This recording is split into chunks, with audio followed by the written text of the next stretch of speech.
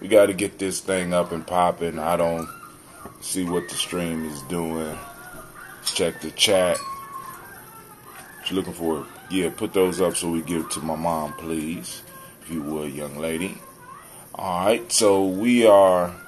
It appears that we're streaming. Okay, so that went through. So let me go and reset the chat.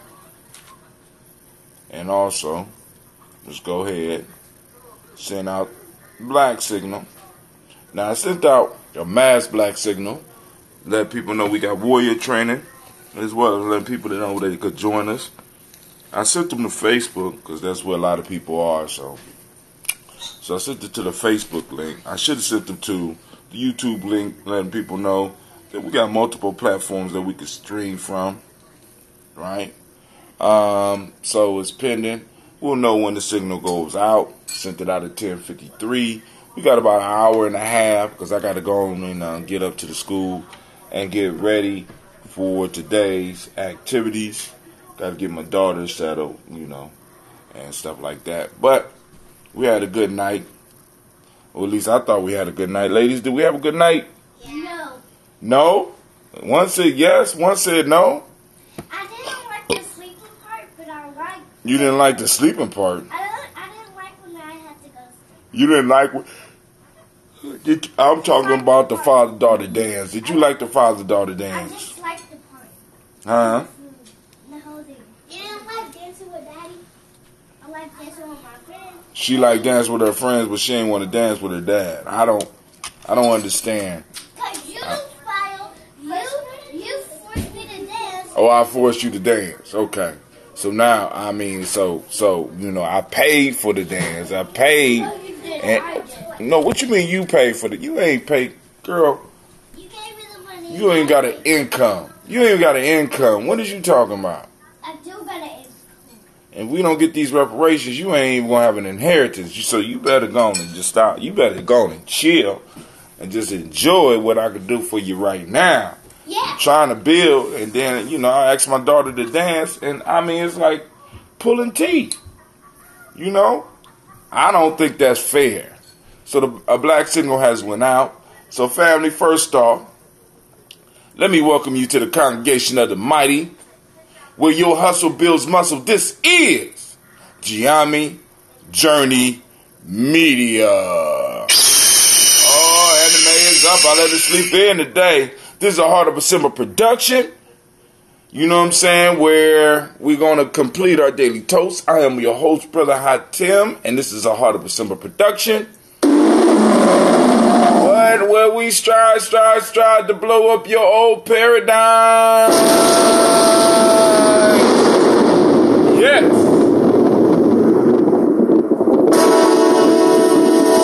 going to try to kill all this water.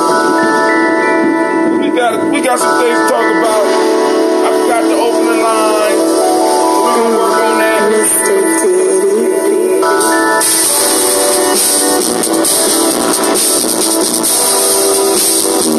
Drink your water.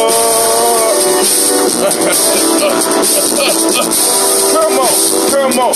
Drink your water, but first, take your breath and drink some water. Take your breath and drink some water. Take your breath and drink some water. Take your breath. Drink. Drink.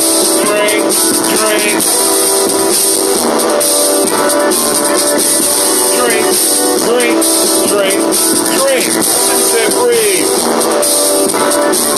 Family, grab your glass for that water.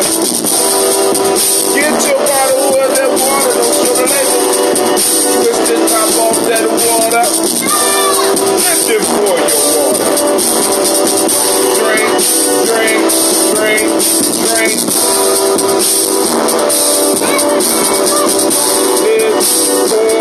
then drink. Now move your body and drink some water. Come on, stretch it. Move your body, drink some water. What? Move your body, drink some water. Stretch. Just move your body. Drink.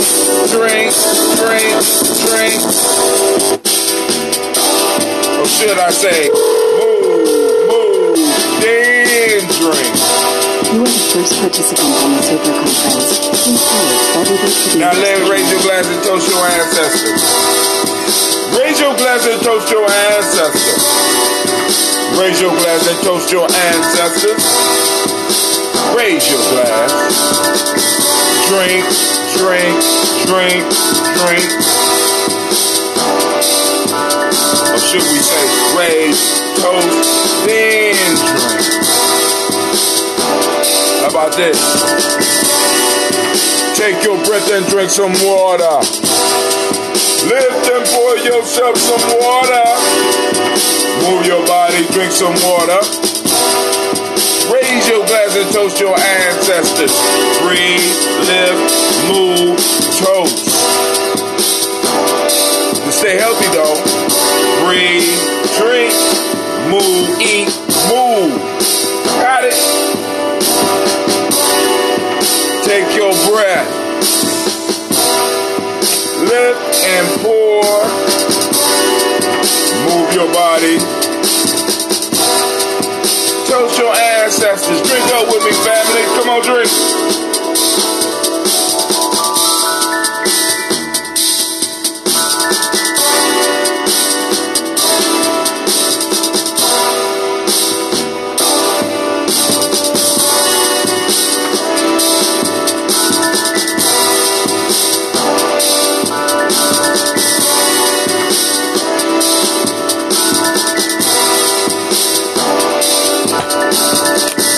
Drink, drink, drink, drink.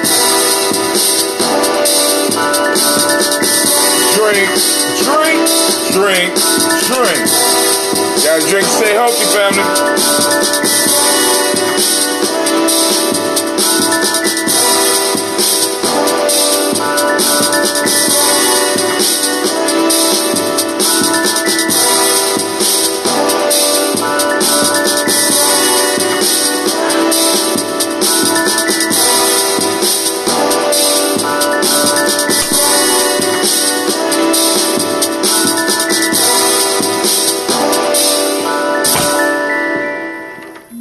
Family, we did it.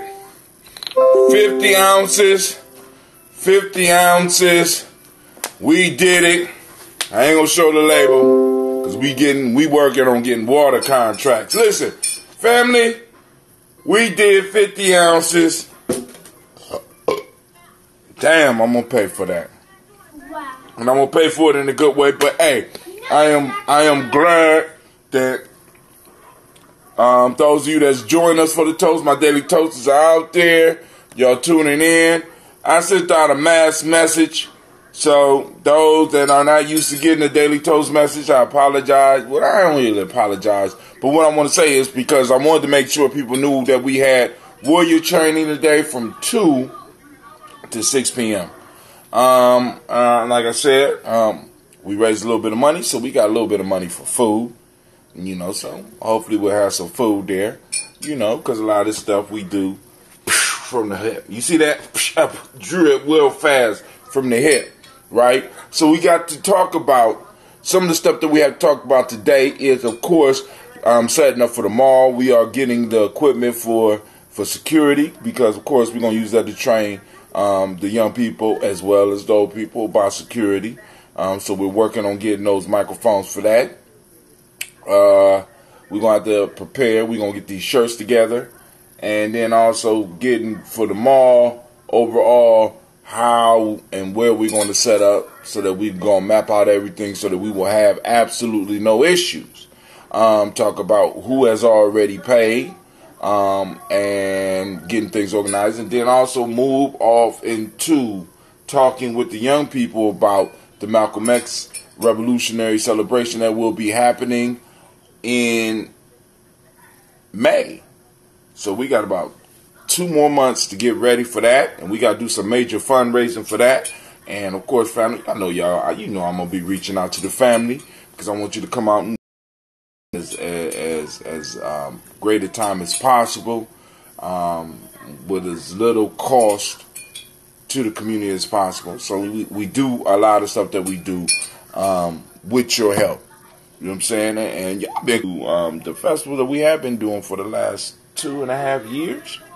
You know what I'm saying? And then we moved up to the mall and we able to do the training. And y'all been helping us support. And we've been able to feed the families that's been coming in and provide people with space so that they can get their wares off and doing all types of stuff. So, you know, for those that's like, oh, we don't do nothing in the community, shit, you got to come over and check us out over here at Gye-Nyame and see what we doing and see what time we doing and see what some of the other people in the community is doing. Now, some of y'all can sit around and complain, but there's some people out here, some tribes out here that's out here doing it, right? Right? So today, we got our toast and talk. So, of course, the lines are open. The number is 614-556-4535. Once again, that's 614-556-4535. Now, hold on. Put your phone down. Hold on. We need to do the toast first. We need to do the toast because we got a lot to talk about. There was a beautiful article that came out about reparations. I've been posting up some links on the timeline about some of the numbers that we are dealing with as a people. We talking about this widening wealth gap, right? A lot of us, we was concerned about salaries, but the shit we need to really be concerned about is this whole wealth transfer shit. There's a estimated $68 trillion about to be transferred from one generation to another. You know what I'm saying? And the question that we have to ask as black folks is, how much of that you get? Be honest. See, because a lot of us been lying for a long time. And the lies are coming home to roost. You know what I'm saying? Chickens coming home to roost never made me sad. That's they wasn't my chickens. You understand what I'm saying? And family. You know, I mean, a lot of us been come on now. You know, so it's a whole bunch of stuff. We could talk some of the health issues. We had some quotes that we didn't get over this week. So that if y'all want to discuss them, we could discuss them. All that is open. It's called Toast and Talk. What you want to talk about, push, y'all know I got reparations heavy on my mind. And I've been having it heavy on my mind for the last however long. I don't know. You know what I'm saying? But it's been heavy on me as I look into these numbers and be like, ooh. Right? The college scandal that's out there. You know, we could talk about that and what that says about America and about us. You know what I'm saying? Because I can't scam my son. I can't afford that shit. You know what I'm saying? They're like paying $50,000 to get somebody else to take them up. What? How long has this shit been going on? Right? You know, because shit, I don't even know if they do the ACT anymore. I stumbled. I stayed out all night, stumbled in and did the ACT. Didn't have no money to take it again. They were like, oh, you got a 21. I'm like, 21? Is that good or bad? Then I started listening to other niggas' number. I got a 15. Like, shit, I had a hangover doing that shit. So if I would have just focused, shit, I didn't even have no classes prior to the shit. You know what I'm saying? Motherfuckers going there getting 28s and shit. And I'm like, you know, but then I seen, but they actually were studying for the ACT.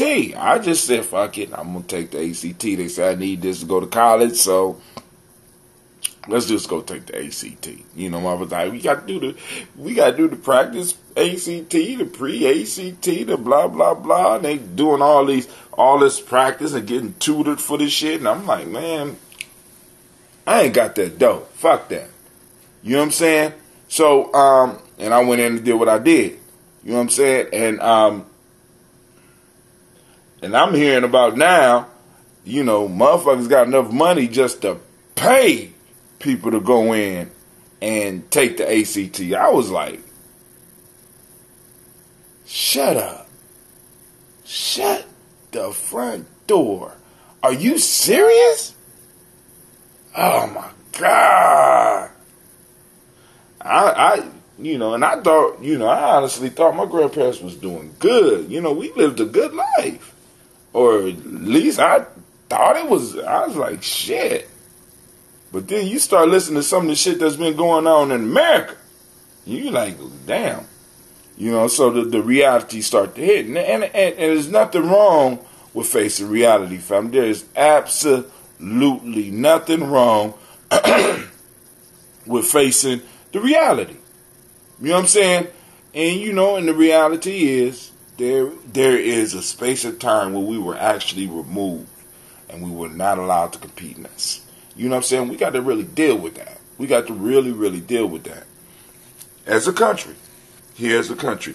And then also we got the discussion, because I've been listening to some of the Pan-African discussion about the ADOS, and it's kind of troublesome because some people think that these that the movements that's going on are mutually exclusive, and we need to really discuss that, right? Because it's not one or the other, at least from my angle. Now you're gonna have other people that feel totally different, but being somebody that had to tackle big things and look at things, there is a need for a multi-pronged strategy when you're dealing with large things. You know what I'm saying? Because of course you're going to have those diehards, and I'm just this, I'm team this, and you know what I'm saying? But I've never been one of those, because I have been able to see the value and benefit from the value of many different things, right? And I understand that strategy requires us to be able to be adaptable and be able to adjust. Now, you know, like it's sort of like fighting. In some fights, you might just be able to get away with using your hands.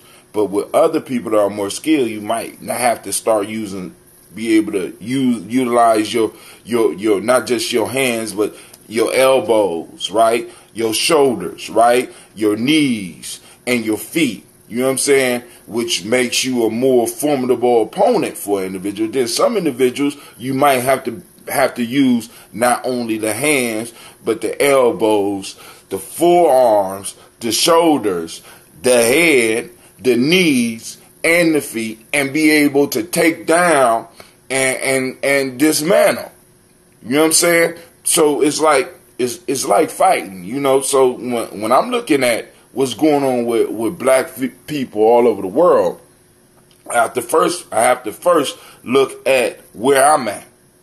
You see what I'm saying? Because the reality of where I'm at hits me immediately, and it hits my children immediately. I am in America, right? The United States of America, with a specific claim. And family, please understand this, because like I heard somebody say that in order to defeat white supremacy, we have to all rise up at the same time.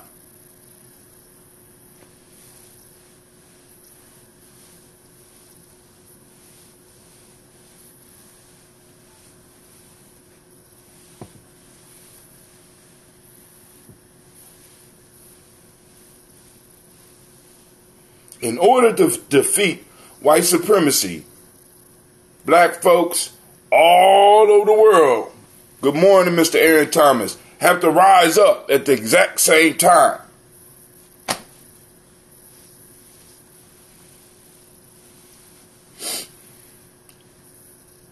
Good in theory.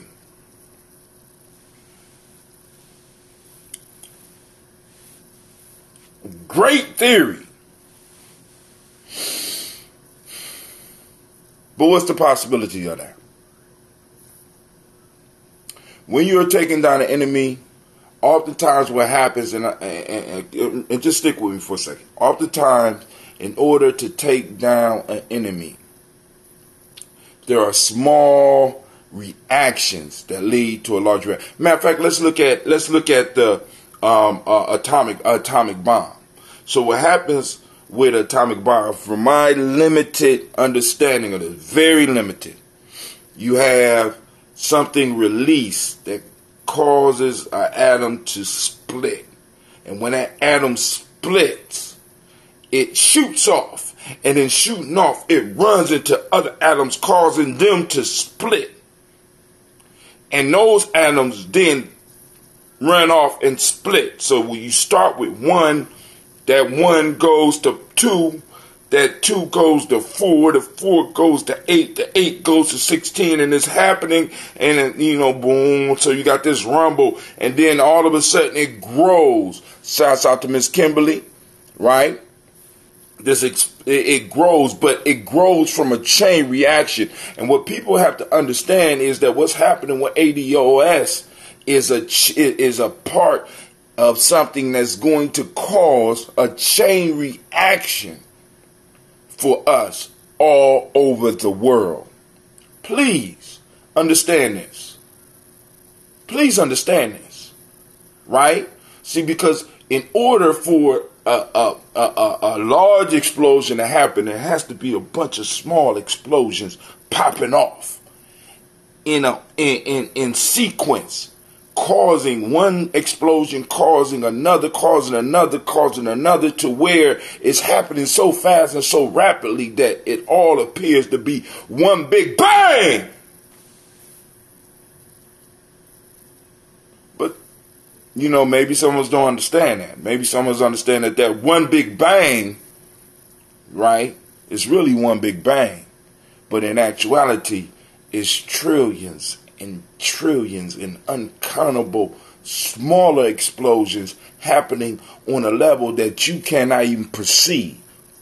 And what's happening right now with us in America is these small explosions. Now, of course, people are like, well, you're selecting people out, you're pushing people out, and you're becoming xenophobic. No, we're identifying the tribe that will be able to push through what it is we're talking about, whether it's totally successful or not.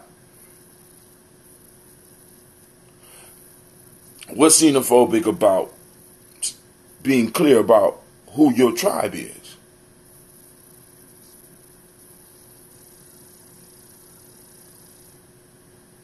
Somebody, like I said, the comments are open. Feel free to comment. Lines are open. So let me go and do this toast, because I want to really get into this, because I don't want people to be, I can't stop it, but it's like all this mutually exclusive strategies that people be having, and where they be like, it's like you can't be into yourself and blah blah blah, and and it's like we're depending on, we need to be able to attack regionally, right?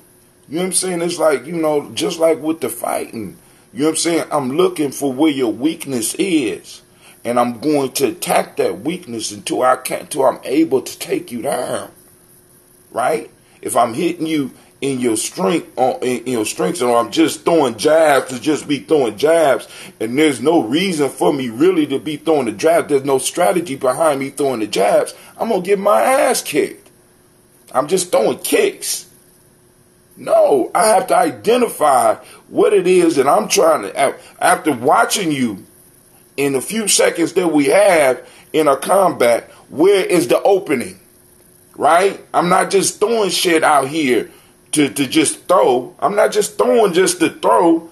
I'm throwing to see where is an opening, just like you're waiting for an opening from me. As soon as I get the opening, I'm taking full advantage. Right now in America, we as black people have an opening. We cause a discussion. We causing a disruption. And right now people are wondering, well, damn. Even some white people is like, damn, there is a debt owed. They don't totally agree with the amount. You know what I'm saying? But damn, you know what? Y'all wasn't able to compete. Shit. There needs to be a remedy for this shit. Right?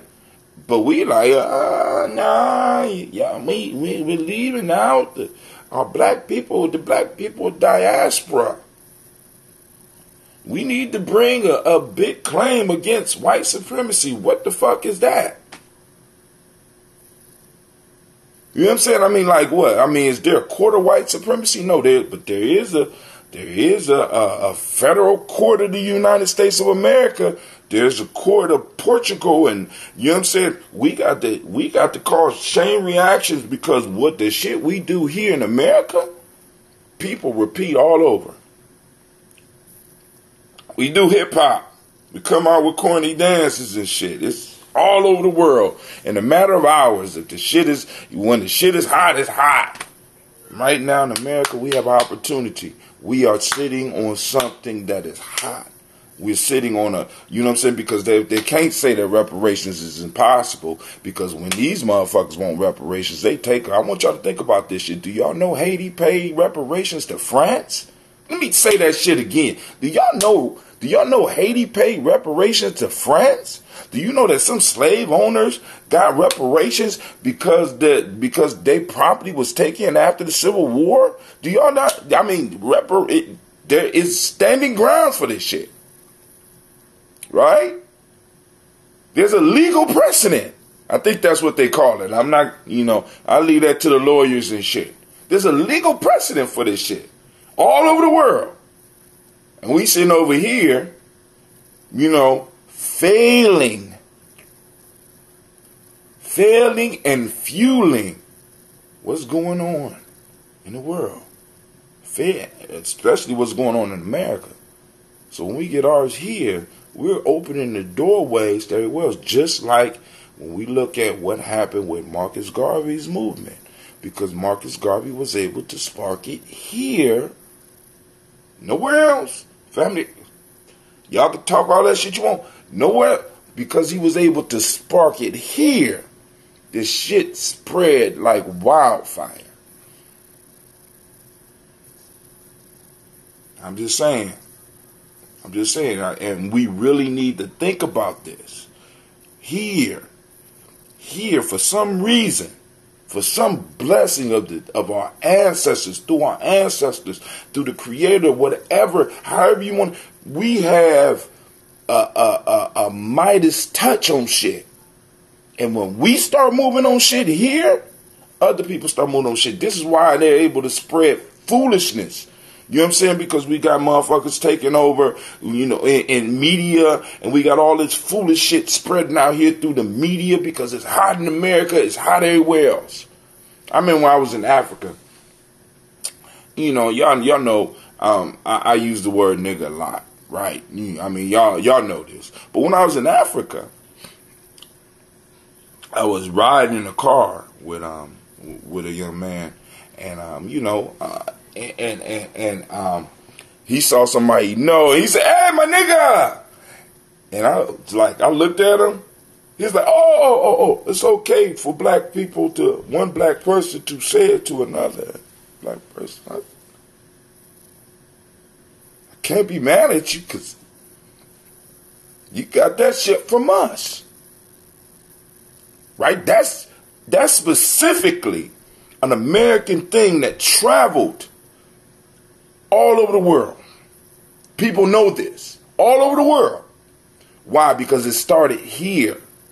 So for some reason, black folks in America have been positioned to cause change and cause chain reactions all over the world. All we have to do is embrace it. And it starts to spread. So once this ADOS movement it's already got traction, but once it really starts to move, people have to really think about, just forward think about how this is going to change things for black folks all over the planet. Then other oppressed people in other places are going to have to just think about how this is going to change things for oppressed peoples all over the planet. We got to start thinking bigger than just. But without any further ado, let me pull out my last little bit because I got to get I got to get the fermenting, family, because I am on. I thought I had some bottles hid, but I'm on my last. I ran into a brother Rasul last night. Brother Rasul told me, he said, "Man, I'm gonna have chickens and I'm gonna be having eggs. When can I get my ambrosia?" See, so he gonna have chickens and he's going to be having eggs. I'm going to be having ambrosia, so I'm gonna be able to trade with him for eggs and he gonna get ambrosia. Y'all see the cycle, right? He gonna have eggs and we gonna have a monthly market, and he's going to be able to push off healthy eggs that he has actually been involved with the growth of, because he brought the chicks out so my daughters and my son could see the chicks last night. You know what I'm saying? And this call is being recorded. He's even moving towards having duck eggs. So he's going to be able to bring that to the market, and him and Cleve is going to be able to trade amongst themselves for greens and eggs, and then me and him going to be able to trade for greens and for ambrosia and eggs. And then when he get ready to start having chickens, come on now, you know, black folks love chicken. You know what I'm saying? I mean, like, I'm fresh. You know where this chicken came from. You go visit this motherfucker and see where these chickens come from. It's a whole nother level that we're getting on here, family. You know what I'm saying? It's starting to trade. So now we got the brother with the chicken and the farm and the farmstead right here. I seen it. I seen what he built. Went over there one day, and I went over there and dropped him off there last night. I'm like, wow, bro, you did a lot. You know? And he asking about the ambrosia. I'm like, it's a beautiful thing, man. It's like, yo, so this mall peach family is about to go to another level. And then those of you that be needing cleaning supplies, we got somebody that been working those coupons. They're going to be there. We got the jewelry there, like the sister that she had. She created the little crown with the family. You got to come out. Who this breathing hard on my line? It got to be Shaka. Let me see. Oh my God! It is our correspondent from Wazadugu. How you doing, Miss Kim? Yay! You got it right. How you doing? I'm doing good. I got my tickets, and I seen you got tickets. So we're gonna talk about that too. But what's going on, sis? Oh gosh, I just want to chime in on that the university scandal because I just, for me, everybody has their own vantage point, but for me, I wasn't totally surprised from my experience, from what I have seen. I've seen the disparity and how rich people have access to education that poor people don't have. And even middle-class people don't have it, like the super wealthy. I have been in positions to see that. So it didn't strike me as a surprise. I'm just happy that everybody else can see it. Because a few years ago, I'm on a Facebook thread of university people and Ivy League people and things like that.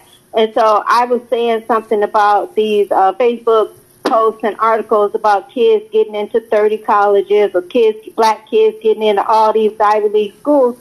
And I said, these articles are misleading. That is not what's going on here. And if anything, when we see something like that, we should comment in a way that we don't want to put the kid down for the work that they put into it, but we need to highlight the fact that that's a lie. You got... Hello? Uh-oh. Y'all got to realize that Sister Kim is calling in from Africa. So her line goes in and out. So she'll be able to call back in, and we will be able to, because this happens. You know what I'm saying? So, family, we real here at Gye-Nyame Journey, right? And so now chiming in on that piece, because now she could correct me when she come back on, because she gonna call right back in. But what I'm picking up is that what happens is that they use the minority of the ones of us that are able to do all these things to try to blow it up. Like, y'all see everything is equal. You know what I'm saying? So, like, for example, people be like, you know, y'all got rich people. Y'all got people with money. So they'll bring up Oprah. Or they'll bring up the one person that was able to get into these 30 universities and stuff like that. And rather than allowing us to know what's really going on. You know, they get us to look at the outliers rather than look at the regular. So go ahead, Sister Kim, finish your point. Thank you. I'm so glad you kept me going on that. So I just wanted to add that about the whole university scandal.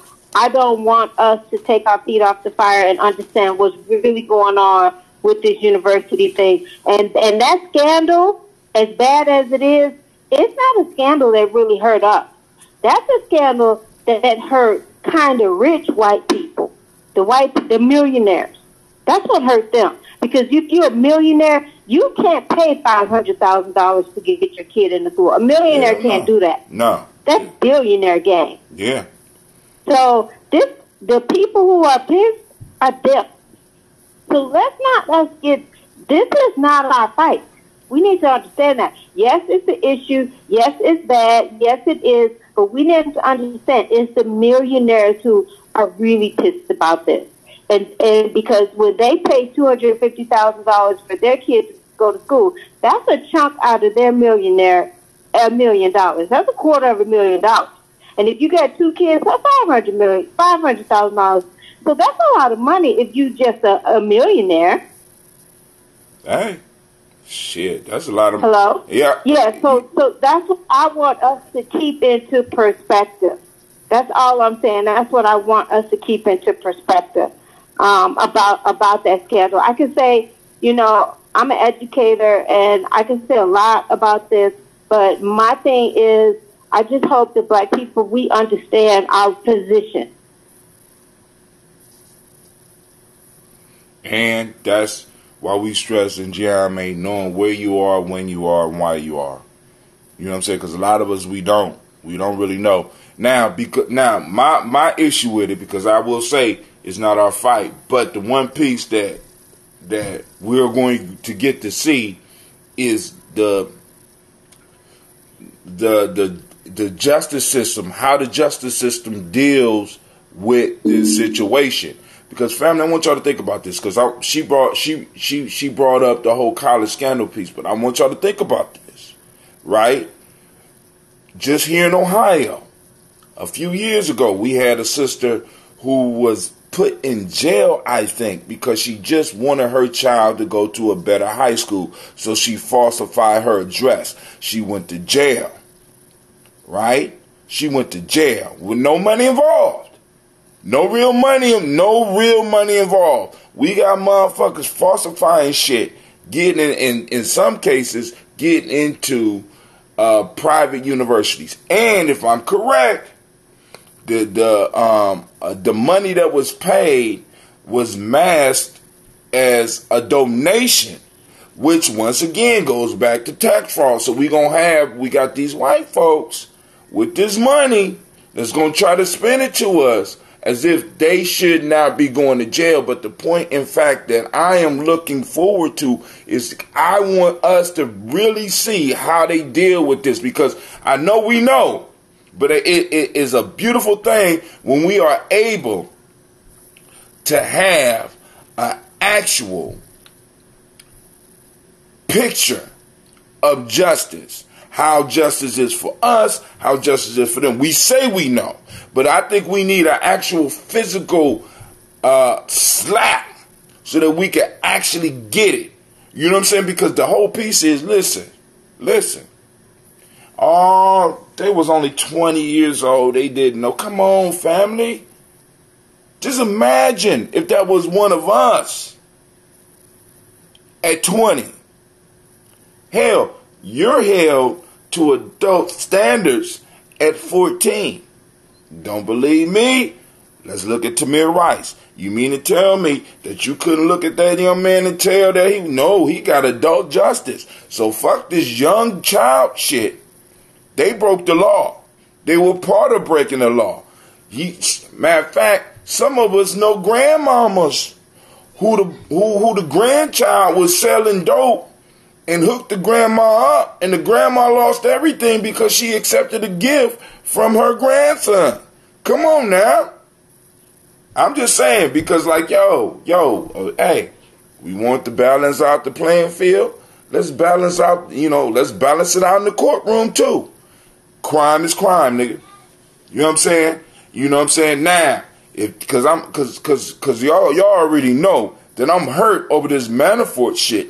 Not because I give a fuck about Manafort, or not because I give a fuck about, but this motherfucker and other motherfuckers like him have been defrauding the country, and you send these motherfuckers to jail for 4 years? And I got somebody who never had a record, I got family member that never broke a law. Going to jail for 8 years for some bullshit? Are you serious? Come on now. If we gonna have, because y'all say that everybody talking about it's fair, right?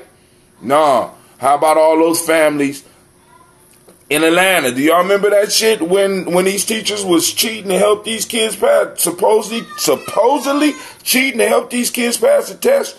Man, did they slap them on the hand and be like, oh no, motherfuckers is serving time. So with this college scandal, right, the way it affects me is I need to see somebody get some time. Who on the line? Is this you back, Sister Kim? Yup. Can you hear me? Go ahead. I get back in. So she back. So yeah, it's hard for me when I'm off. I can't hear you. But you were talking about the African diaspora. Oh yeah, definitely. And you were saying how people are saying that we're being xenophobic. Okay, this is my take on it.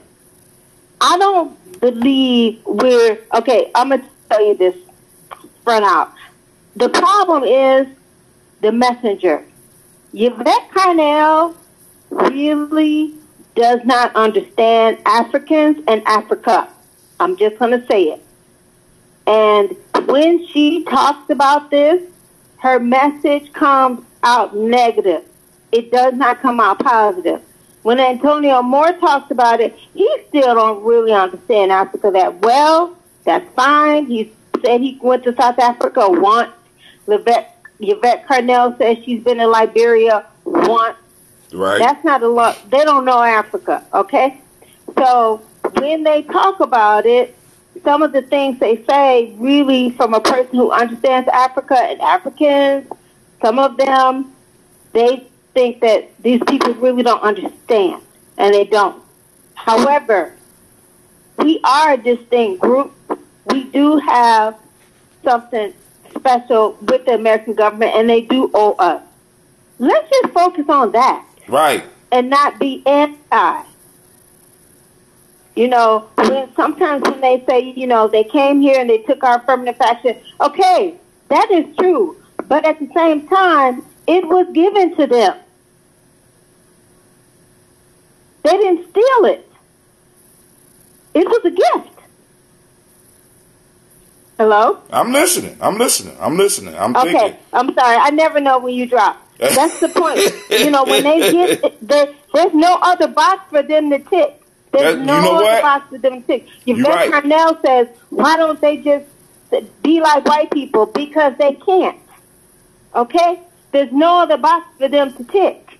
And they didn't create that system. They did ride somebody else's wave, but okay, there was nobody saying they couldn't. Or when, as you said, there was. That's not only. No, I'm saying, and as you said, there was no other box for them to tick.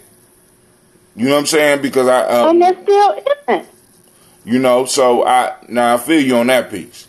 Now, and I'm just like, but one of the issues that will be used against us as Americans, as ADOS, is, well, we ain't gonna pay everybody. So there has to be some some identifying piece that we have to work on, or as America has to work on, so that we can start truly identifying ADOS. Not. And we should do that. Huh? They should have done that. We were sold out when they did civil rights. They should have did that right then and there, and we wouldn't have this problem. They should have did it over 50 years ago. But we're doing something that should have been done. But you know what that sounds like. That sounds like, because it's like, because sometimes I hear people look at data and be like, I would, here's a better example. If I was in slavery, they would have never did that shit to me, because I would have, or we should have. There was no way that because really you got to think about in the 60s and the 70s, we were trying to connect with the continent. So it was kind of a benefit for us to do that, because we wanted to make our struggle bigger. So there's no way that in the civil, I don't think that they sold us out. What I'm saying is that they didn't have the prophetic ability to see how this shit would hit us later. You understand what I'm saying? And it's like, because Yeah, I mean, you're right. You're right to a certain degree. You're right to a certain degree. I agree, because we didn't have the experience we have now. That's right. You know what I'm saying? So you can't really, it's sort of like when I went for child support. I'm getting personal. When I went for child support, you know what I'm saying? And motherfuckers explained it to me about child support, and and I'm asking questions, and the response is, you should have thought about that before you had sex. Well, nigga, I never really had sex. I don't have nobody to talk to me about this shit. You know what I'm saying? I shoulda, woulda, coulda. You know what I'm saying? So we can't get into that and be like, because I met some of the soldiers from the civil rights movement. You understand what I'm saying? I worked with some of those soldiers. You know what I'm saying? And they didn't sell us out. They did what they could. They brought us as far as they could. Now, as ADOS, we have to take it to the next level, because what's going to happen, what people don't understand is the way we are branding. I want you to think about this, Sister Kim.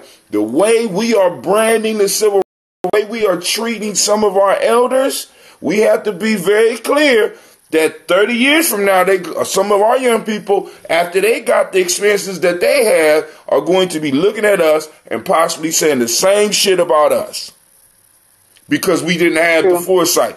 No, you're right. You're right. I agree. You're right. No, I totally agree. So we have to be totally agree. And yeah, we have to be very careful about that. But we do. But we also have to, like you said, right now is crucial. I'm going to share something with you somehow. Maybe I'll put it on your newsletter if I get a chance to send it to you. But in 2016, I actually made a PowerPoint slide for my family. And I made a video. I was living in Malaysia at the time. I made a video, and I sent it to my family. And I said, we had a crucial time, because America is getting ready to have the biggest wealth transfers in history. And I told my family, I said, in the 50s, even like the 50s, 60s, and 70s, the 50s and 60s, you had bigger families. Like you have a parent, and maybe they have 5 or 6 kids. Yeah, their house may be worth a lot, but it's 5 or 6 kids who got to share that, okay, when they pass on. These people had 1 or 2 kids. So their house may be worth like $1 million, and maybe they have another house, maybe they have other things. But when they pass on, those kids equally may inherit between $500,000 and up. And you're going to have blocks of people getting this, neighborhoods of people getting this. I said, so we really need to come together. We need to start buckle down. We need to think, how are we going to deal with this? How are we going to prepare our kids to deal with this? You're going to be working on jobs with people who have $1 million. And they're going to start messing with your mind, because they can lose their job. They can play around with their job, but you need your job. Right. So how are we going to handle this? And I made the presentation for my family, but Of course, you know, it didn't move. Nothing happened with it, but there was some core things that I felt like we needed to do to prepare for what's getting ready to happen. And I didn't even really know about all the data that Antonio Moore has collected. I was just thinking demographically, how the property that they have, the value that they have. If they have a home, if they have life insurance and another home, then that's $1 million plus for white folks. And you got 2 kids, 1 or 2 kids, and that's basically all they have. That's what they're going to inherit. Word. I want to say good morning we to need Whitley. to be ready to live in that world, because those people are going to be your coworkers and your bosses. And they're going to F with us. Oh, hey, we just got because we got to get ready. But now a lot of us is getting this data, because I know everybody is talking to different people every day. And like I said, it's sort of like that atomic explosion. It starts with 1, and that 1 becomes 2, and it grows exponentially. And what's happening right now, we're witnessing the growth exponentially, because information is being passed on. You know what I'm saying? Because right now I got 3 people on the line right now that are watching me that I have never seen on the show before. So it's like the information is getting out, and now people are starting to see. So those that are on my Facebook page, I would challenge you to go to Gye-Nyame Journey on Facebook and look at some of the posters up there. Skip past all my videos, because I do videos every day, right? But go on and look at some of the posters up there. You know what I'm saying? And also take some time, and if you can, join the actual group, not the page, join the group, because we got other stuff that's being posted up there. 1, for motivation. 2, so that you can be informed. Because, motivation without information is dangerous. You know what I'm saying? It causes illusions. It causes pains. It causes heartache. You know what I'm saying? Because you're going to think it's about you not getting up early enough. And it's not about, it's about something that you did wrong in the past, when in fact the past, in a sense, has wronged you.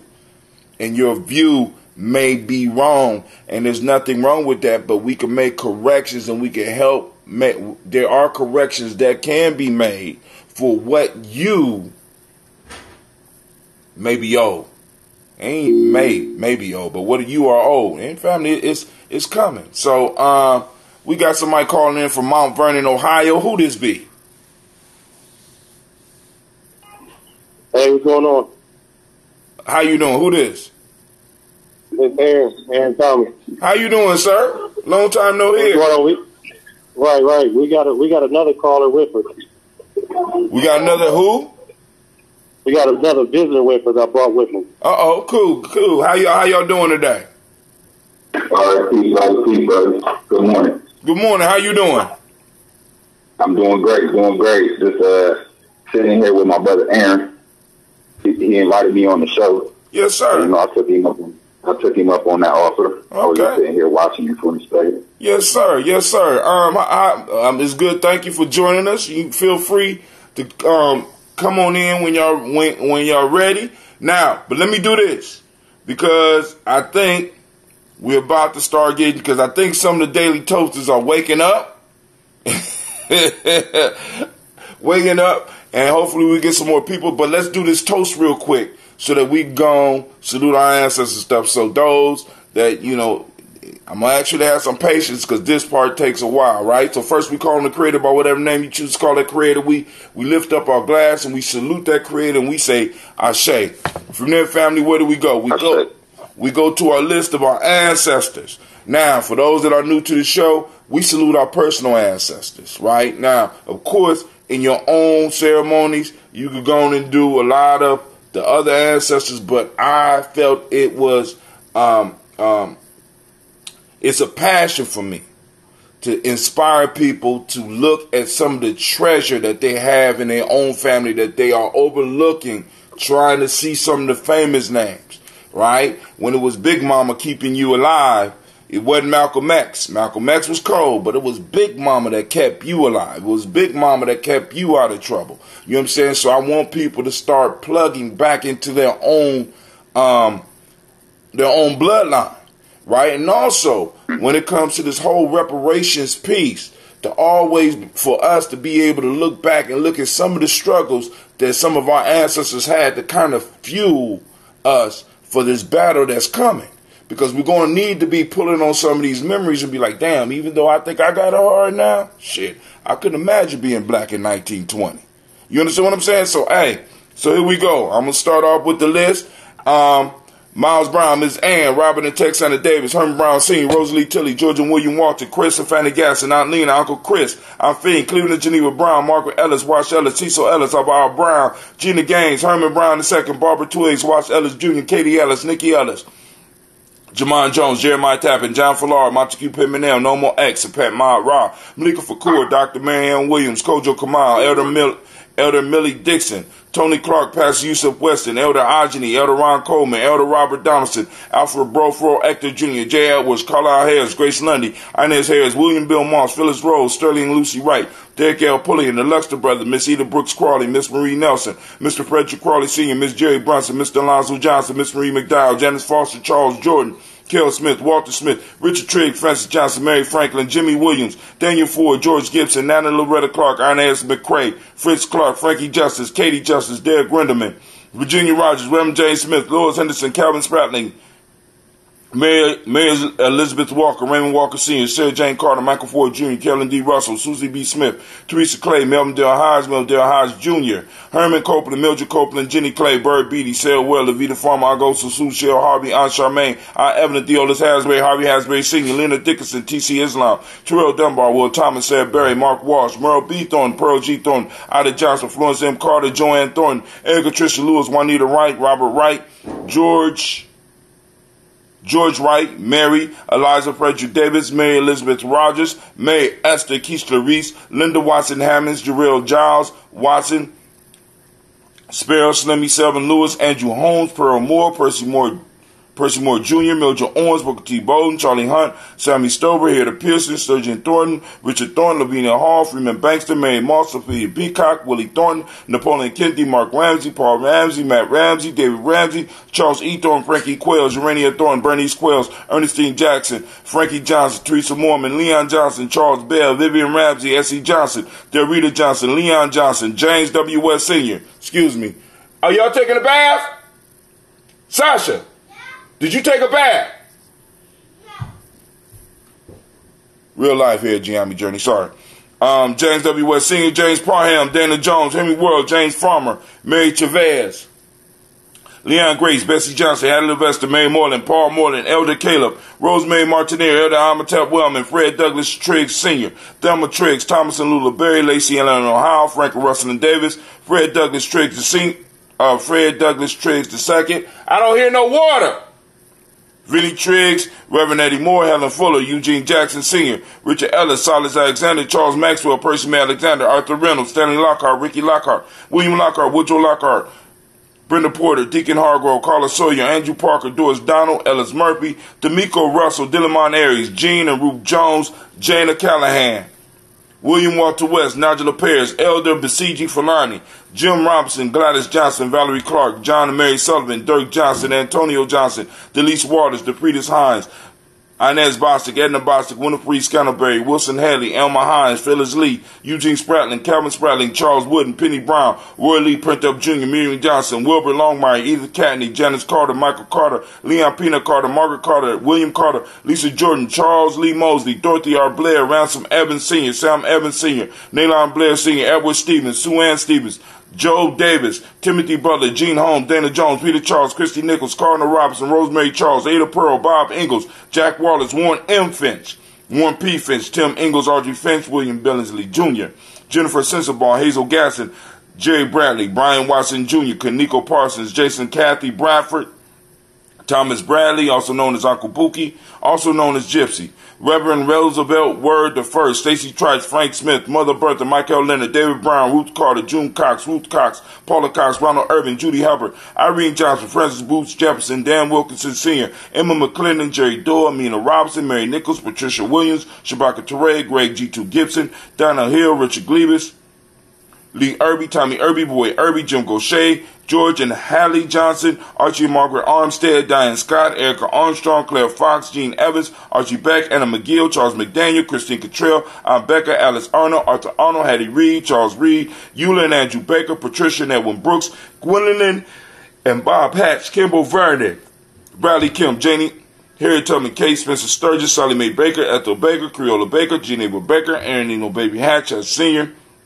Mally Miller, Housie Hatch, Dan Cleveland, Mother Gibson, Alex Nixon, John Bowie, Lester and Rachel Saunders, Dorita Ross, Riola Ross, Robert Nelson, Francis Stevenson, Leroy Stokes, Neely Johnson, Fletcher Swan, Maddie and Charlie Scott, Ida Casey, Thomas Kofer, Vivian Stevenson, Mona Ann Lewis, Cornetta Lyman Lewis, John Jackson, William Dallas Lewis, Mary Francis, Chappelle Jackson, Michael Slade, Joanne Perkins, Richard Jackson, Martha Ford Dawson, Big Mama, Nanny Harris, Eva Ford, James Harrison, Margaret Towns, Mary Williams, Leroy Q. Heath Sr., Albert Moore, Miss Vanilla, Albert Motley, Geraldine Elizabeth, Douglas Thompson, Erleton Houston, Lud Alls, Elijah Alls, Jerome Alls, Henry West Staten, Joe Jamel Alls, Ann Pierce, Donald Carter, Lily Green, Nathan Green, Beth Bond, John Dewey, Ruth Beard, Tim Butler, Ramey, Laura Newton, J.B. Foggy, Thomas Newton Sr., Baba Naeem, Jeanette Sanders, Jerry C. Sanders, Roy Pruitt, H.J. Brantley Sr., Henry Wilson, Rufus Jenkins, Minnie Wilson, Catherine Sanders, Muriel Ellis, Elizabeth Sanders, Henrietta Irby, Mildred Armstead, Margaret Armstead, Catherine Anthony, Ruby Brown, Charles Walker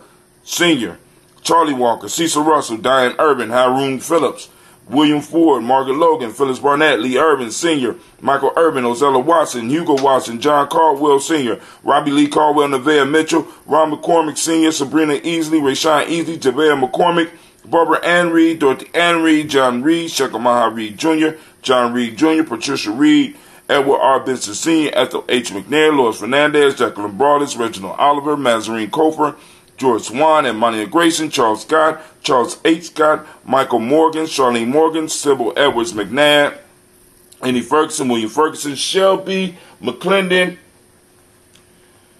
On to the new list that we're building: Joella Giles, James Carswell, Liberta Adams, also known as Aunt Sis, Elder Shaka McNair, Anthony Brown, Jonathan Ford, Lottie Gaucher, Cousin Tony, Michael Johnson, James Jimmy Johnson, Barbara Shang Lewis, Ronald Shelton Jr., Damian Top, Bustina Banks, Joseph Bingham, Quincy, Mama, Lady, Aunt Lady, Abraham Isaac Cundiff, Aunt Barbara Lewis, Renee Johnson, Joy, Ryan Ross Riggins, Jermonte, Marcus Price, Ness Words, Marshawn McCarroll, Demetrius Beard, Herb Jefferson, Ralph Mickens, Eric Walker, Quasi Sample, Candace Simmons, Severin Clayton, Leonard Jones, Melvin Scott Sr., Elder Clarence Lumpkin, Elizabeth Johnson, Frank Smith, Stacy Trice, Anisha Gore, Nathaniel Hassan Turner, Khalid Isin, also known as Nigel Turner,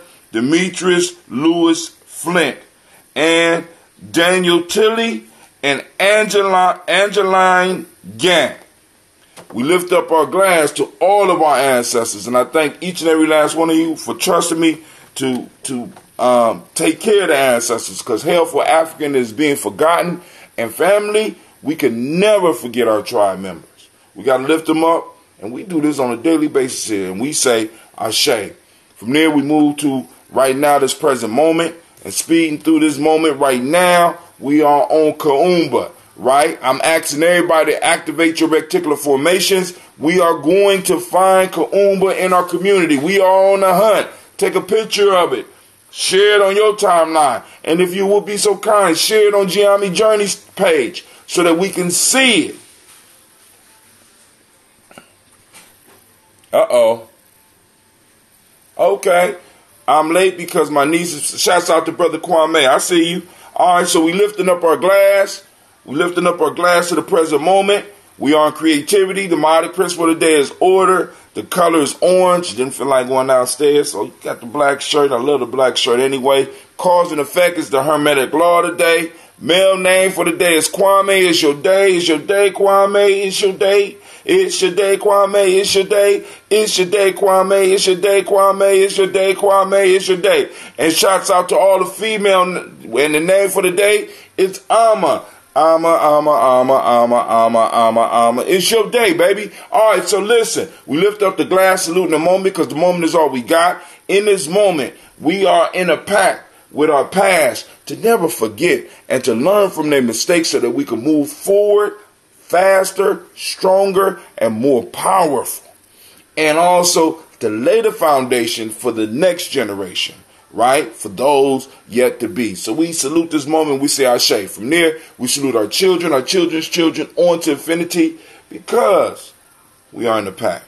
And we want to remember them in advance. So we lift up our glass and we say Ashe. From there, we move to all of our relations. We toast and we say Ashe. From all of our relations, this is that selfish toast, family. This is for you. What is it that you need in this moment to be the greatest of all time?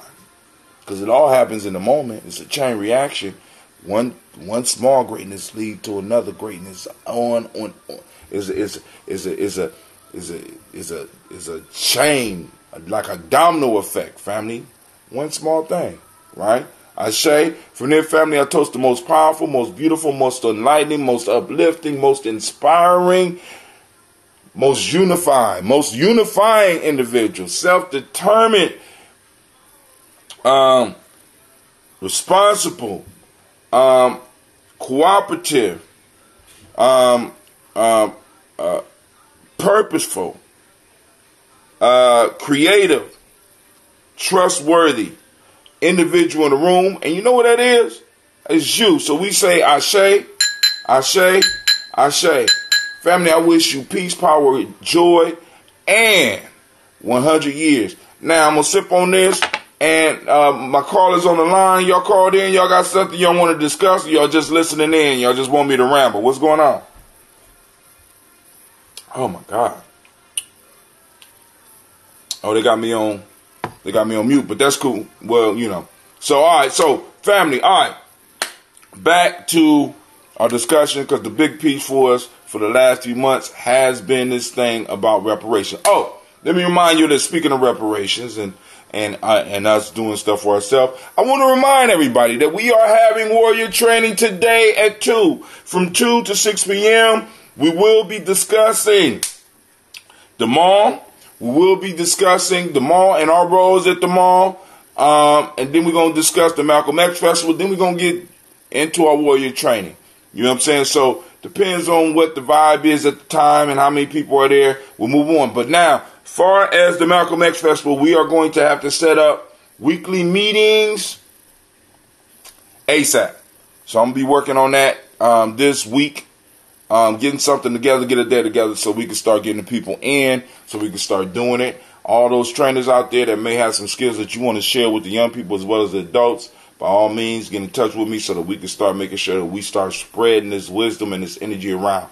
Coming up on the 30th of the month, we will be having our G&J Mall. Come on out, family. We had a beautiful time last month, and that was because of you. So this means that we're going to have a beautiful time this month.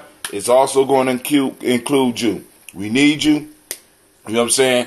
Come on out. Show some love. You know what I'm saying? Come and commune with some of your community. Come. You might find something that you need. We got all types of vendors that are already signed up, and I'm quite sure we're going to get a few on that day. But family, I need to warn the vendors. When you come that day, the low price of $20 will be gone. On that day, it will be $40 to set up. So please, pay in advance. And the reason that we're trying to get you to pay in advance is this. Because we want to fill up that building. But part of filling up the building is that we want to also bring in entertainment.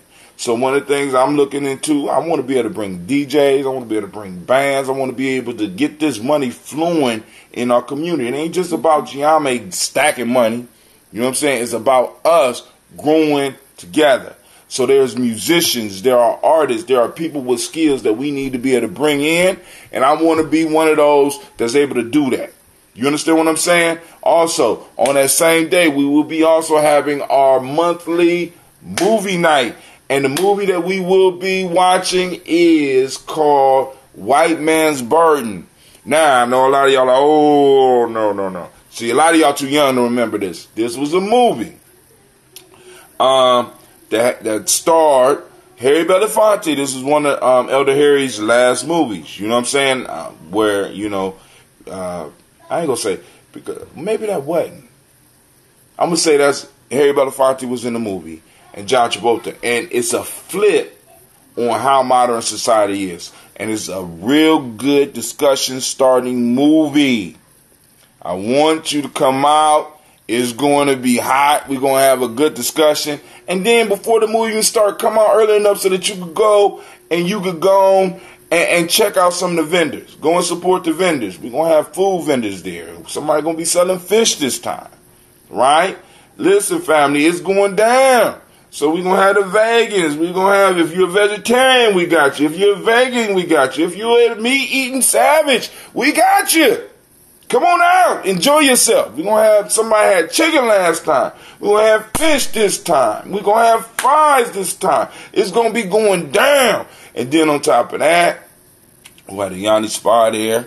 Yep. You know, we're going to have the jewelry there. We're going to have some clothes there. We're going to have a sister that does the coupon thing. So you're going to be able to buy you a box and get you all your cleaning supplies for that month. And be like, I got to get back to the mall. We're trying to really create some synergy here. All right, so now getting to this. I need to reload this page. They might have took it down. But this was an article from Vox that I wanted to share with the family. Vox is one of my favorites because, you know, they do good videos. And they do good articles. So when I got time to read, I sit down and read some of their stuff. But I really enjoy the little short videos where they be breaking stuff down. So one of the things that they brought out maybe 2 weeks ago was the 2020 Democratic primary debate over reparations. So this shit has went beyond YouTube. Now you got presidential campaigners. Like, damn, we got to deal with the questions of reparations. We want black folks involved. You know what I'm saying? Because what a lot of people don't even understand is that this whole piece is going to move beyond just black people. Now, I ain't talking about everybody getting reparations because there are going to be allies. It's like, you goddamn right they deserve it. And if you don't have the conversation, you don't have my vote. If you don't have the actions and the deliverables, you don't have our votes either. We got to understand this is moving just beyond our community because people understand that this is affecting America. It's not just affecting black America. People talk about national security, right? Oh, we got to do this for national security. Why don't y'all Let's talk about what national security is. Yes, you can have strong walls. Yes, you can have a strong military. Yes, you can have all that shit. But if you have a disgruntled group that you have nowhere else to send, there's nowhere you can send us. Nowhere that you can send. Far as America, we are America. This is what a lot of people don't understand, right? There's no place for us to go. So when America was incorporated, when America was created, the blood sacrifice for that was us, was our identity. In order to build America up to where it was, all of us we were the sacrifice. And this is what a lot of people don't understand, you know, because some of us get so spiritual that we can't even use the spiritual concepts to really understand what happened. We were transformed as a group. And we are now here. We have no home. This is our homeland. This is our homeland. We were created here in the crucible of America. We were created. We were reformed. We were recreated, and we are Americans. So now, what do? How safe is your country if you got over 30 million disgruntled motherfuckers that's looking at the clock tick down to their wealth being at zero? That is a total national emergency. Not only is it a national emergency, it is a threat. It is a deep internal threat that you just can't go in and just cut out. It's going to cost too much. It's going to cost too much. It's cheaper just to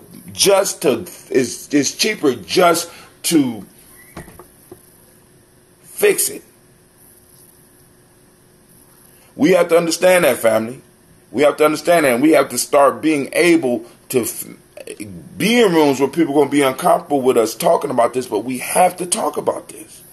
Not only as black people, but we got to be able to talk about it with our white friends. We got to be able to talk about it with our Hispanic friends. We have to let everybody understand, because unlike we have no home outside of here.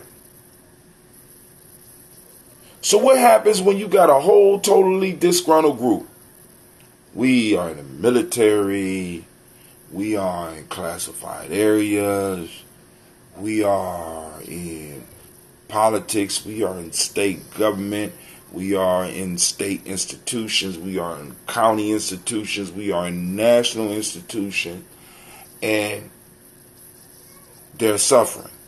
They're viewed as a bottom caste, because you as a country, you as a group have decided to ignore them or to benefit from their suffering. That creates a national threat.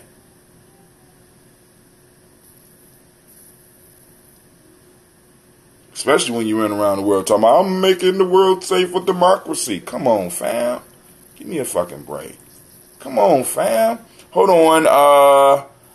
Up by 15 going. Oh, okay. Brother Kwame giving us the step-by-step of the Nubians basketball team. You know, and they're up by 15. He says Ariana and Alexia Smith are playing their asses off in the state title game. Oh, this state title. Looks like Afrocentric is going to get a 7th state title. Not to take away from the conversation, though. And Uncle is just proud of his nieces and the rest of the Afrocentric Lady Nubians basketball team. Ain't nothing wrong with that, brother. That's not taken away from the conversation, right? But in a sense, it's adding, because I create space and time. That's my superpower. So I could create space for that. You know what I'm saying? So let's go on and look at this Vox article. All right. Openly talking about reparations for the descendants of enslaved men and women is a notable shift for Democrats, but the conversation still lacks substance. This came out March 11, 2019, and is by P.R. Lockhart, if you want to look it up yourself. A new 2020 litmus test has arrived for the Democrats running for president. Do they support reparations? Is the question. It marks a turn in a primary contest in which black voters are expected to play a significant role. That the attention to reparation has become so prominent speaks to a series of changes. Shouts out to Brother Quasi, thank you for sharing, that have occurred in recent years. Namely, the increased academic understanding of the public attention to the ways a history of slavery and discrimination has fueled disparities like the racial wealth gap. I posted some information about this up on the timeline. Family, go to this article, click that link, or go to the Gye-Nyame Journey page. Look at it, because what the racial wealth gap show you is that there is a systematic process moving that's separating us from wealth. It's a purposeful thing, and it needs to be corrected by government, by transformative government, and we have to understand this. We have to be able to discuss this with people that want our votes, that want stuff from us. You understand what I'm saying? We are in a position now of power. We are in a position of, and I know a lot of y'all like, no, we only certain. No, what you have to understand is this: when you start waking up, and for example, when you was young, if you ever dealt with a bully, and you really start seeing that this bully don't really want to fight, the bully just want to win, right? And you finally make the decision up in your mind, it's better that I get my ass beat by this bully than to allow him to continue messing with me. I no longer care. And this is the point where many of us in America are getting, especially those of us that came up. I'm right up under the boomers. I missed that. I missed the boomer piece by 4 years or some shit like that. I'm right up under the boomers. So I'm in a nowhere's land, right? I'm in a generation where for my generation, well, let me speak for me, because some of y'all gonna deny it. Some of y'all living in la la land because you have access to credit, and you think that because you got access to credit, you got access to wealth. That's some dumb shit, right? I'm just gonna be all the way real with you, right? My grandfather lived a certain lifestyle. I was talking to my mom the other day. My grandfather and my grandmother's lifestyle was above the lifestyle that my mom lives today. And my mom made more money than my grandfather made in his life, right? Now my life is below my mother's life. Right? So what I'm seeing in our family is a descent through each generation. Now, what blew my mind was that my mom told me that I'm making twice what my grandfather was making when he was at his max. And so maybe some of y'all don't feel that, right? I thought I was making the same amount. My grandfather made half of what I made and was able to live the lifestyle that he lived. And you know, listen. So people don't understand why I get upset. Why I'm sitting up here like, damn, because none of this shit made sense to me until I really started digging in and listening to the young folks on this ADOS shit. It didn't make sense. You know what? Am I just you know what I'm saying? Am I just fucking up? Like I said, once again, I got to that whole motivational shit where people's like, you're not getting up early enough, you're not working hard enough, you're not grinding. And I'm sitting up here like, well, goddamn, I'm doing all that shit. The fuck going on? But go ahead. Somebody on the line got something? Yeah. Hey, this Aaron. I kind of feel what you're saying. About your dad, you said, or your grandpa? My grandfather, then my mother's generation, then my generation. Right. Can you hit it on the nail one more time for me? And I'm gonna jump in on what you're saying. My grandfather lived a certain lifestyle. For those, a lot of y'all don't know my grandfather owned a house my whole life. So I'm born in 1968. So they owned a house my whole life. They didn't like the neighbor's house, so they bought that house, tore that motherfucker down, built a garage. They liked taking trips to Florida because that's where they were from, and they would go down and see the family on maybe a yearly or a biannual basis. You know what I'm saying? Or every other year. Let me say it that way. You know what I'm saying? My grandfather never lacked for a car, neither did my grandmother. When he wanted to make trips to Florida, he decided to buy himself a van. Right? So he all of a sudden got into liking motorcycles. He was able to buy a motorcycle. So his little bit of money was able to purchase a lot. So then now we move to my mother's life. In my branch of the family, she is the elder for me. Right? Of course, she got older brothers.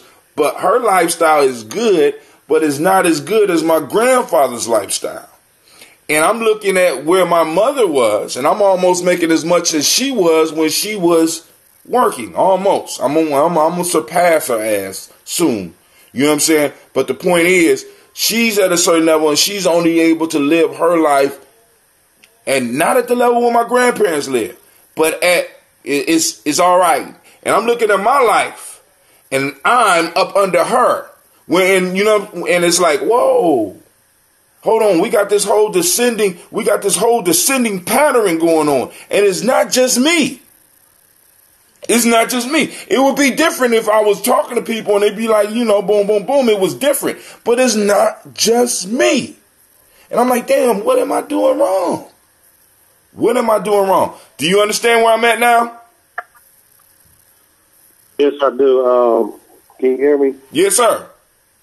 All right. Yeah, man, I got so much in my head to say that I just got to get it out the right way and not get mad about it.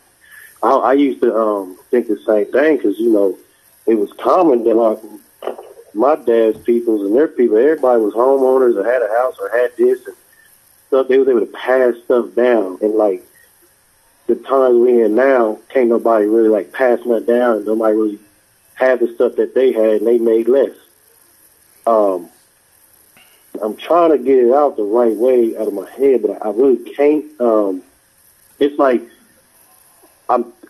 what I'm thinking I'm seeing out here is that they created an economy. It's like an economy distraction, right? Mm-hmm. I'm making that word up. And they created an economy off of our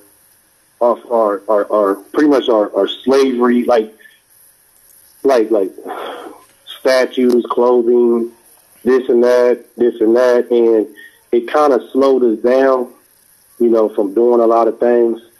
And they made money off our history instead of us. It's like we're always going back to keep learning and learning and learning.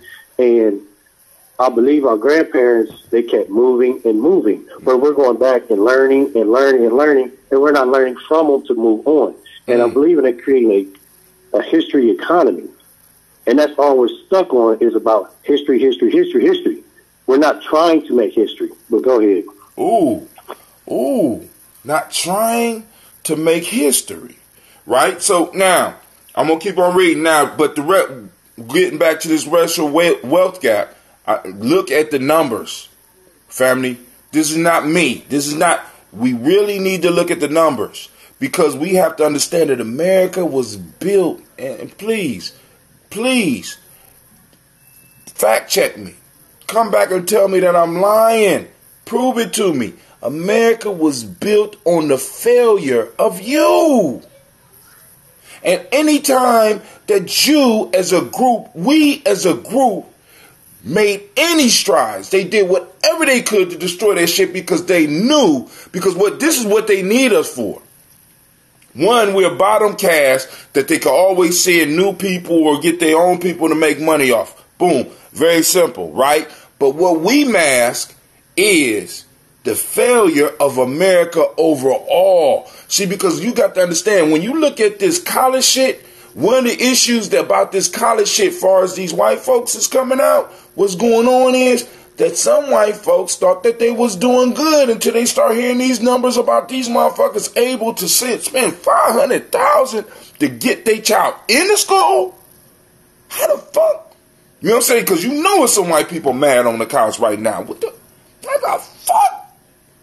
You know what I'm saying? You look, because you know that shit don't affect me because I'm like, fine, shit. God damn, $500,000 to get in? I mean, just to get in? Oh, man, come on. All right, so let's read this. Which shows that the median white household is 10 times wealthier than the median black one. And family, and then I'm gonna move on, Aaron, and everybody to listen to me. Please understand, Napoleon Hill, Les Brown, Zig Ziglar, and even right now up to this day, Tony Robbins, the hip hop pastor, when they're doing their motivational speeches, please understand, family, they're not talking to you. Took me a long time to figure that shit out. See, because you got to understand, when Napoleon Hill wrote his book, the one question that was on white people's mind is, how could you not succeed as a white man when we have a whole group of individuals that we holding back for your ass? They don't get the same. They don't get to move in the neighborhoods. We redline their ass up out of there. You don't have to compete against them for the jobs. Hell, you can basically walk up in their community, take what the fuck you want, and you might get off scot-free if you don't get too arrogant about the shit. So when Napoleon Hill wrote his book, he was looking around at these white people like, how the fuck you broke when we got a whole caste system set up for you to succeed? You not grinding hard enough. Then we took that shit to heart and be like, damn, I'm not getting up early enough. I'm not working long enough. I'm not. Come on now. It's not you. It's not you. Now, some of your shit is holding you back, but I need you to understand there's a system that's set in place to hold your ass where you are. And when you start recognizing it and start seeing it, you start learning how to maneuver around it. And since a lot of us don't see it, we keep bumping into the shit not knowing. Family, step back. Wipe the illusion from your eyes and start seeing the fucking reality. So that you can make sure that your children get what they deserve. If not for you, at least for our children. Let me jump in on that. Huh? Go ahead. Let me jump in on that real quick. I'm warming up. It's like I'm going on like 10 years at my job, and it's like a 3 category. These days, I think it's a lot of people retiring, pretty much across the world. You had your pop's generation was called something. They passed it on to you. Your generation's called something. You got the new heads, us. So I'm going to work, and when we're in there, the young heads are in there fighting for more money, more raises, and like we over here, it's the young people that's talking up in all these meetings and these jobs, like every month trying to get more money, more raise.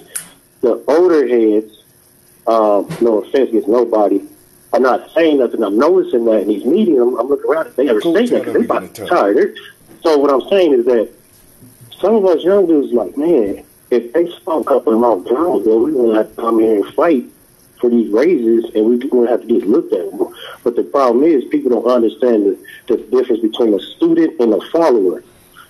You know, a lot of people follow, and they think they learn something, but no, you're a follower, and you're not a student of the person that you're following, and you're not becoming greater than them. So we're coming to work, and we're a student to old heads and teaching us about the job, but we want to be better, and we want to get paid more money. If you see what I'm trying to say, it's like, we're just like, how come they didn't fight for more money at these jobs or better positions? How come y'all ain't in these positions? And we're coming here barking and yelling, and we getting looked at like these kids these days, they just talk crazy. No, we got to talk crazy because them folks didn't fight. They wasn't fighting. You know what I'm saying? Because because like I said, man, it's like in The Godfather, and I always go back to this. Make your enemies, what did he say? Make your enemies, keep your enemies close. Keep your family, keep your friends close, but keep your enemies closer. In order to keep your enemies close, you got to keep them comfortable. Because as long as the enemy's comfort is based on you, there's a good chance that the enemy won't kill you, because that would eliminate their comfort. And for a lot of our elders, a lot of them were close to and were very comfortable. And for them to rock the boat would mess up their comfort level. And we can't really get mad at them about that shit, because they was cool and their immediate family was cool. And with the lessons that was passed down to our generations, like, because I want you to think about this. I come from the era of money, MOB. You know what I'm saying? For a lot of y'all, that just spelled mob. But for me, it was money over bitches, money over everything. It's all about you. Get yours. Get it how you live. This is the generation this is the shit that came up in my generation. And it was telling us, boy, you got to get out. You know what I'm saying? So it was all about you. And we fell into that illusion where it's all about me. And because it's all about me, I ain't got to worry about the next generation coming up. So I'm going to suck this motherfucker for all that I could get. And that's the mind state that a lot of our elders are holding on to, and a lot of people moving in those positions are holding on to, and not really realizing that this is a group struggle. When you're talking about, on average, the median, I want to just think about this. Namely, the increase of academic understanding of and public attention to the ways a history of slavery and discrimination has fueled disparities like the racial wealth gap, which shows that the median, this means that the exact middle white family holds 10 times more wealth than the black one. How's that possible?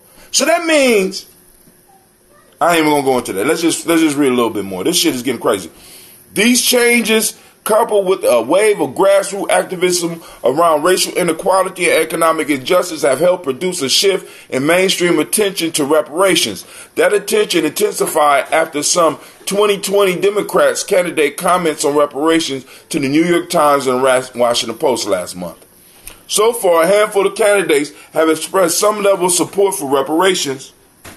Listen, Senator Kamala Harris, Democrat, California; Elizabeth Warren, Democrat, I think it's Maryland; and former Housing and Urban Development Secretary Julian Castro have called the issue important or acknowledged how history supports calls for restitution. Now, you got to be careful on that shit because we're going to read a little bit farther. Senator Cory Booker, Democrat, New Jersey, has been running on a policy that would help close the racial wealth gap.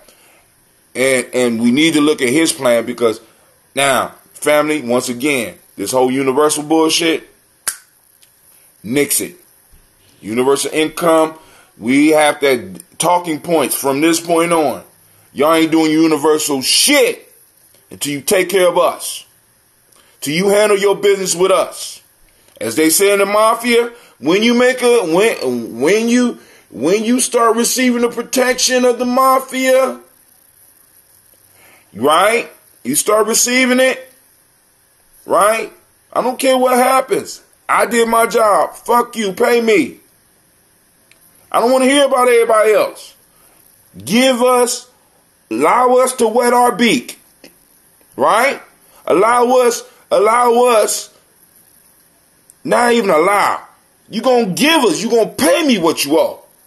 You know what I'm saying? Fuck we got to be willing to make people uncomfortable because we have to have these discussions because the whole piece is everybody that's in America benefited from slavery. Everybody. Well, I never owned slaves. Some of you smart motherfuckers gonna say that. So, I never owned slaves and I never was a slave. So why are we still talking about it? Nigga, the very infrastructure of this country was built by slaves. The very wealth that your ass or that somebody was able to go to the bank and borrow is coming from slavery. All this shit is a result of America being able to take advantage of our ancestors. All this shit comes from America being able to lock out your ancestors. So let's talk about slavery. Wealth was built there. Then, after slavery, we were released in a sense, but we weren't allowed to compete. So there was 100 free years of you not being able to compete. And then, even in that 100 years, when you start doing shit, and we was able to put shit together, taking the little bits and pieces like Aaron do, when he working with them batteries and figuring shit out. When we did, you came in, the government allowed motherfuckers to come in without any consequences and destroy the shit if they could. Now you tell me, if slavery was supported by the government, if Jim Crow was supported by the government, if racial violence was supported by the motherfucking government, then the government don't own me? You ain't been doing your job. I'm getting taxation without representation, and so did my dad, so did my grandfather, and in every war that was ever fought here, we were involved. As a matter of fact, we were the linchpin upon which the victory and the dominance of this country come from. You take us up out the equation, this is just another poor... Matter of fact, y'all might not even have survived the Native Americans. Get the fuck up out of here. I'm sorry. Go ahead, bro. Hey, brother, can I say something real quick? Yes, sir. My views on that right there is basically like, Jews got reparations because a lot of the shit is controlled by Jews. You know what I mean? So until we reach a point where, in this country, where, we represent the majority in government and, where them decisions are being actually made, then that point will probably come. But right now, we don't have nobody that's representing us, or we don't hold the majority, to where we can force those issues into action.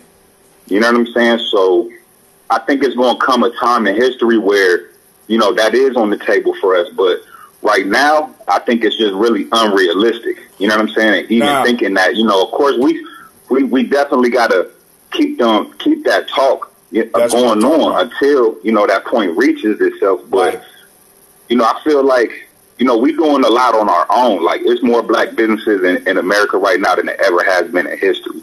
It's more money flowing through black hands than there ever has been at any point in history right now. You know what I'm saying? We could do a lot. I challenge that. But asking or trying to get reparations from somebody who basically supported slavery, you know what I'm saying? Like, that's like, I don't really see that's real. Like, you know what I'm saying? And I know I'm still, you know, learning things. I'm young, you know what I'm saying? I really don't grasp the situation as a whole. You know what I'm saying? I'm just learning from what my generation is experiencing. You know what I'm saying? But I just kind of feel like, you know what I'm saying, it's like wasted energy. You know what I'm saying? I feel like if we was putting in, like I said, you know, of course we gotta keep them conversations alive. You know what I'm saying? Like, they gotta, it's still, you know, until we reach that point in history. But I just feel like the control balance is unbalanced. We don't really, we're not in them decision making, you know what I'm saying, positions. Hold on. So now, let me say this to you, and I want you to think about this as a young man. You like gangster movies? Were you one of those that like gangster movies? Can you hear me? Sorry, my bad. I put you back on mute. Yeah, I done seen them all. All right, now check this out. All I'm saying is the conversation. We have not been having a conversation. We have been allowing motherfuckers to sidestep the discussion. And all we're saying right now is that shit is not cool. You're right. I don't control whoops, but I can control my mouth, and I can control discussions. And we do have people in prominent positions that need to be having these very same talking points. Because at one point in time, us being able to walk around like we was very improbable. You understand what I'm saying? But somebody I definitely feel that. And I could give you a personal example. Like, my dad, I was telling Aaron this the other day. My dad he was an elected official in Los Angeles. You know what I'm saying? Right. And he was a city councilman, and he almost made it to become a mayor. You know what I'm saying? His name is Martin Ludlow. Some people might know him. You know what I'm saying? He ended up catching a case or whatever, so he got banned from politics. But, you know, he was an elected official. And I'm sorry, what'd you say? I'm talking to my daughter, real life here on Gye-Nyame Journey. Keep on going, bro. Oh, yeah, I feel it. Ocean up. Go on. I'm listening, bro. Oh, no, I was saying, like, he's an elected official, you know what I'm saying? Right. So, you know, I kind of seen his, you know what I'm saying, like, what he was doing and with his power or whatever. And it was nothing about talking about reparations and, you know what I'm saying, shit like that. It was, you know, he was doing other things like working with gangs and, you know what I'm saying, getting kids up out of stuff like that. You know what I'm saying? That's what he was mainly focused on. But, you know, he actually had a voice. And, you know what I'm saying? He really, you know what I'm saying? To me, he really wasn't really talking about none of that stuff. I'm not saying he didn't have an impact or whatever, or what he was doing in his area. You know what I'm saying? But he wasn't really talking about. And it's time. See, because we got to understand timing. Because right now, I want you to think about this. When the last time you heard in a presidential campaign, you know, maybe even as young as you, and you can go back and ask your dad, when have you heard people campaigning for office coming to the black community to talk about the idea of reparations? We have more power than we actually realize. And what we have to understand is that this is not a short-term fight. And, brother, I want you to say this, because I don't know how old you are. I'm old. I'm 50. I'm 51, right? They say by 2053, black wealth will be at zero. The median wealth level for black families, if everything goes as it is now, is at zero. That means that we will not have enough money to even exist in America. I believe it. I believe it with the way we spend, you know what I'm saying, and how we don't really save, and how, like, you know what I'm saying, I would challenge you on that. Stuff is not taught. This is why it's important for some of the research, right? Family, if you look at some of the research, we save more than everybody. But the issue is that a lot of times we get sideswiped by life. because we don't have the wealth to take care of shit. Whenever anything happens, we got to dip into our savings. And probably everybody in this conversation right now is experiencing that shit right now. Whenever, see, it's different when you start building wealth. When you start building wealth, and you don't have, and you're unimpeded. You're unimpeded. But we become impeded by stuff, right? So we have to spend, or we got family that is poor, because wealth, because I want you to understand this, wealth is a community property. I can't be wealthy by myself. You know what I'm saying? I can have a lot of money by myself. But wealth means that my neighbors and my people and a lot of people around me have enough money to survive. And this is what we're talking about in America. We were cut off from even being able to build. And just because it might appear improbable does not mean that we do not start training our young babies and start training young people like yourself to start speaking about it, because we will be cashed out of this motherfucker if we don't say nothing. If we play along just to get along, we need to start making people feel uncomfortable when they address our issues, talking about universal issues. Family, Aaron's sitting right there with you. He's a scientist. Ask Aaron if you're not a scientist, because you hang with Aaron, you're probably a scientist.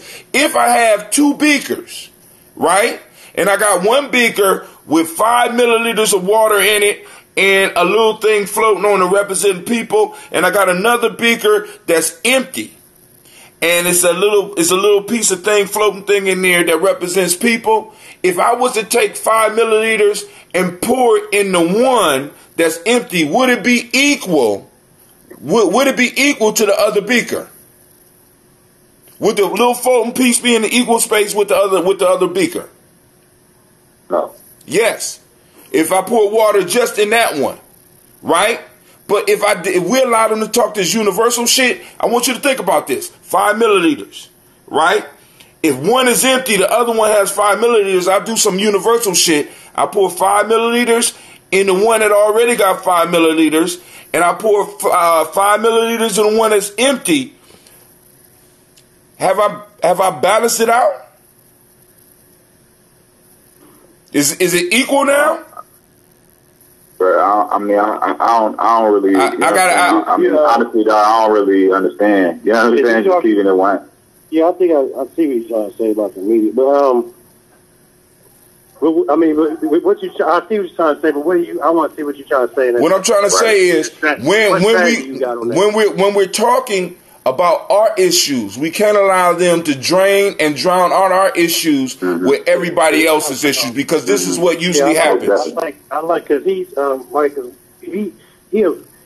he speaks of my art a lot. You know, a lot of people ain't on that PA scale, that my art scale, that make the laws of my art. The balance is like people don't get that balance thing. You know. But he go ahead. Hold on. So Sister Kim is calling from Africa. I'm gonna let her go down. I'm gonna let Brother Kwame. Sister Kim, can you hear me? We got 2 unknown callers on here. Yeah, I'm listening. Oh, okay. Okay. And then we got another unknown caller. I don't know who that is. All right. Well, they can just listen in. Brother Kwame, you called in, so I must have hit on something that you want to talk about. No, a lot of times when you're explaining those concepts of universalism, you have to keep it in terms of money. So, for example, if you have $10 to Sister Kim's $2 or to Sister Kim's $1, and universally I say I'm going to double everybody's income, right? Or I'm going to double what everybody has. Now all of a sudden you have 20. And Sister Kim has 2. Now, is 20 equal to 2? Hell no. Because you'll take $20 every time before you take 2. Right. Unless that 20 is going to get you killed. But the point being is that in order to equal something like that out, if you're going to give Sister Kim, if I'm going to give Brother Hatim $10, that would put him at 20. in order to equal things out, then I'm gonna have to give Sister Kim 19. Right. I like that. I mean, because that's like that's like saying Mayweather, Jay-Z, they black. You know, should you give them the same amount of money? I mean, that's where it comes to like, oh, now they got to stop. You know, we got tax brackets out here. Some people doing damn good, like you said. Some black business owners, and it's gonna create arguments. Like, hold on, brother, I fought hard for this. I deserve it too, but you a millionaire, so it's gonna create problems. But go ahead. Now, and I want to say this because we get caught up on outliers. What they present before us are outliers of black wealth, and that's very dangerous for us because we start reflecting and thinking that the outliers are the normal. Now, for example, there are a lot of black businesses, but 95% of those black businesses have no employees. So, is it really a business, or is it a side hustle? You understand what I'm saying? We got to start being honest about that shit, right? How many of us, if we look at the numbers, how many of us are really in the high tax brackets? See, because I'll be having, because I made a lot of donations to Taiwi. Well, at least a lot of donations came through me to Taiwi, which is a nonprofit organization, and I gave it to Taiwi, but I did my taxes and I lost the paper, so I called the elder and said, can you send me the tax paper? The elder got me the paper like 2 days later. And I looked at it and I said, damn. So I did my taxes thinking that, damn, all right, well, I did all right. But I couldn't even use the goddamn tax deductions because it really ain't make no impact. You understand what I'm saying? I'm not in the tax. Go ahead. Amen. No, I'm just saying, yeah, I mean, shit, because I did the same thing. So, and I know I'm not the only one. It was like it was $1,500. I'm like, cool, I'm going to take this, put this on, this tax deductible. No, not for my broke ass, is not. And for a majority of us, is not. So when they start talking tax credits and talking all this shit, you got to be making some real dough before you even touched by that shit. And we got to be clear on that. When we talking black folks and we talking black talk, we got to start being honest. Most of these motherfuckers that's doing good around us are doing creditly good. There's a difference between creditly good and real wealth. See, real wealth is I could go to my grandparents and be like, yo, I want to get a house, and they'd be like, well, how much you paying? $250,000. All right, we'll give you $10,000. We'll give you 10% for your down payment. How many of y'all was able to do that? Speaking of wealth, there's a major wealth transfer of $68 trillion that's supposed to be happening soon between the boomers and Generation X right now, or lower generations. And the question I got to ask everybody on my line, how many of us are going to be part of that big boom of $68 trillion coming down? Oh, yeah, we planning to be a part of that for sure. No, what I'm saying is, but in reality, I don't agree with none of that stuff, man. I mean, I just keep it 100, right? Go ahead. Y'all starting to know me. Y'all know I'm against education. I'm against pseudoscience. I'm against this stupid ass money. I mean, I come from the hurricane era. I mean, Florida, they got hurricanes. Money don't do nothing out here. Louisiana, they got flooded. You be a rich nigga in the dark. But the thing is, it's like, what it is that it's the element that I was talking to Quasi about. To create freedom and get away from the depressor is not getting money and spending it at Home Depot and Lowe's, and getting a permit, and to ask them about the property line to put this over here. You still got that stuff that still exists. The thing is what's free is the law of nature. And that's electricity and free water. That's the first thing we need. Give us our free electricity, our free water. That creates a good balance. Everybody good on that end. And then everybody can work on trying to look into some other stuff. Like, I ask anybody, like, what you going to do with $2 million? What you first thing, I'm going to get a chicken and cow, some land. You already know how to do some of that stuff. But what we do not do is have free electricity and free water. We can start there. It's a good thought, but it's the wrong movement. But we do know how to do that. We do know how to do that stuff. You know, it's about freedom from God. We talk this God first. You know, it's free water, free electricity first. And then we can talk about all that money stuff. You know, that's a good way to help us out first. And then we can talk child support, APRs, and all that stuff. But these people still got property lines. You got to get permits and stuff. People got to wake up and think they homeowners. You still got to go to Home Depot and Lowe's. You still got to call a contractor.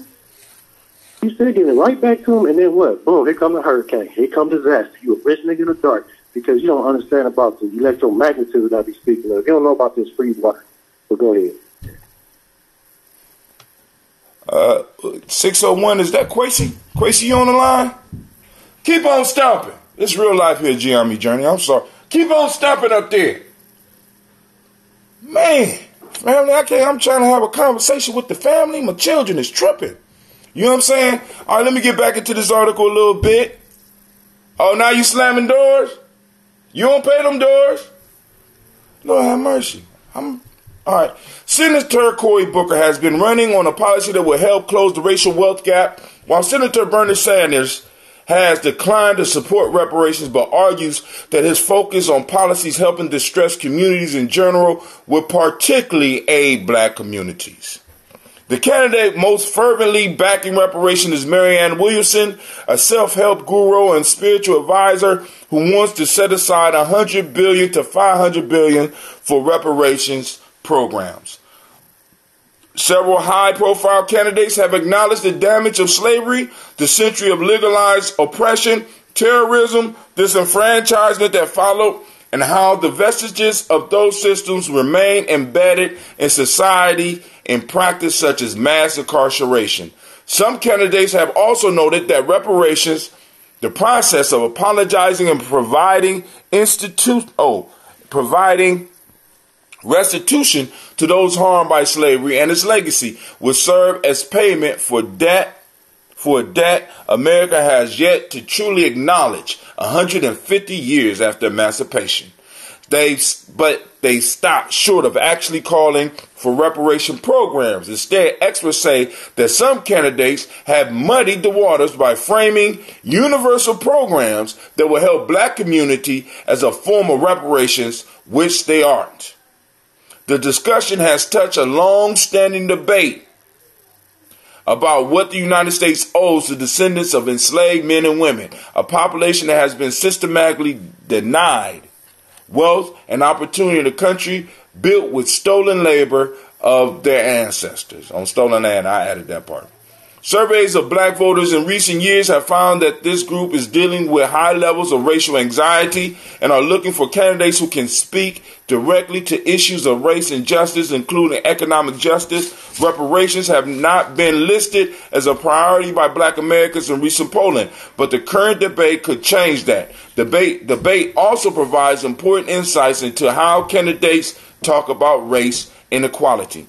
I think the reparations discussion helps to open up a broader conversation about the fact that centuries of discriminatory policies have prevented mobility among black communities, says Adrian Shropshire, the executive director of Black PAC, a group that works to engage and mobilize black voters. Still, she says that how the candidates have discussed the issue so far lacks substance. I agree. The mere willingness of some Democrat candidates to say they support reparations reflect a shift from recent years.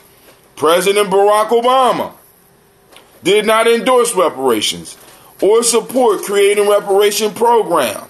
In 2016, Sanders and Hillary Clinton, the eventual Democratic nominee, also did not support reparations. Sanders in particular was criticized for focusing his opposition on the fact that reparations were divisive and would not pass Congress. Bernie Sanders is Jewish, y'all. I just have to throw that out there. Bernie Sanders is Jewish. And somebody just mentioned that the Jews didn't they get reparations? Yeah. Exactly.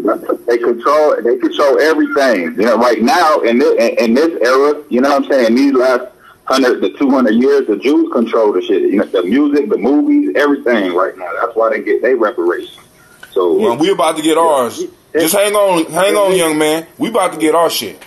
I'm just letting you know. See, because now, I feel like our time is coming. It's the you know what I'm saying. We coming back around full circle. You know what I'm saying. Blacks used to control everything in this world at one point in time, and you know what I'm saying. Certain things happen. We've been fucked up for the last 1,000 years, but we gonna rule for another 100,000 years. You know what I'm saying. When them tides turn again, that's what I truly feel and believe. well, hey, I'm like this, man. You just asked the question: did the Jews did the Jews get reparations? Look, man, for all intents and purposes, we paid reparations to Germany, and thus to the Jews for Germany. That's right. We paid reparations to Japan for bombing Hiroshima and Nagasaki. Right. We paid reparations to North Korea. Hell, we paid reparations to everybody who's warred against us. And let me rephrase that. We've paid the United States, our ancestors, and us have paid reparations to everybody who's warred against the United States. So, you know, like I said, because it's just a minor shift that we have to make in our thinking. You know what I'm saying? Because the shit is and I want people to understand this. I'm not just talking about for 2020. This is not just an argument for the 2020. I'm talking about we need soldiers. We need warriors that's thinking about this for the next 50 to 300 years. If we don't get it in this lifetime, because we got to understand, family, what we are involved in on a whole nother, we are involved in a generational battle. And because we think that everything is invested in the generation that we're in just now, in this now moment, right? Because this is why I try to make people understand when I'm pouring libations in the now, but I'm solidifying a pact with the past and the future. It ain't all just about, it's about me getting busy in this moment, because I know that I have ancestors that I have to represent, and I have children that I have to build for. So in a sense, my life is not my own. So for me to sit up here and be like, it's a futile battle, is for me to, in a sense, to commit treason against my past and my future generations. I refuse and I feel all of that.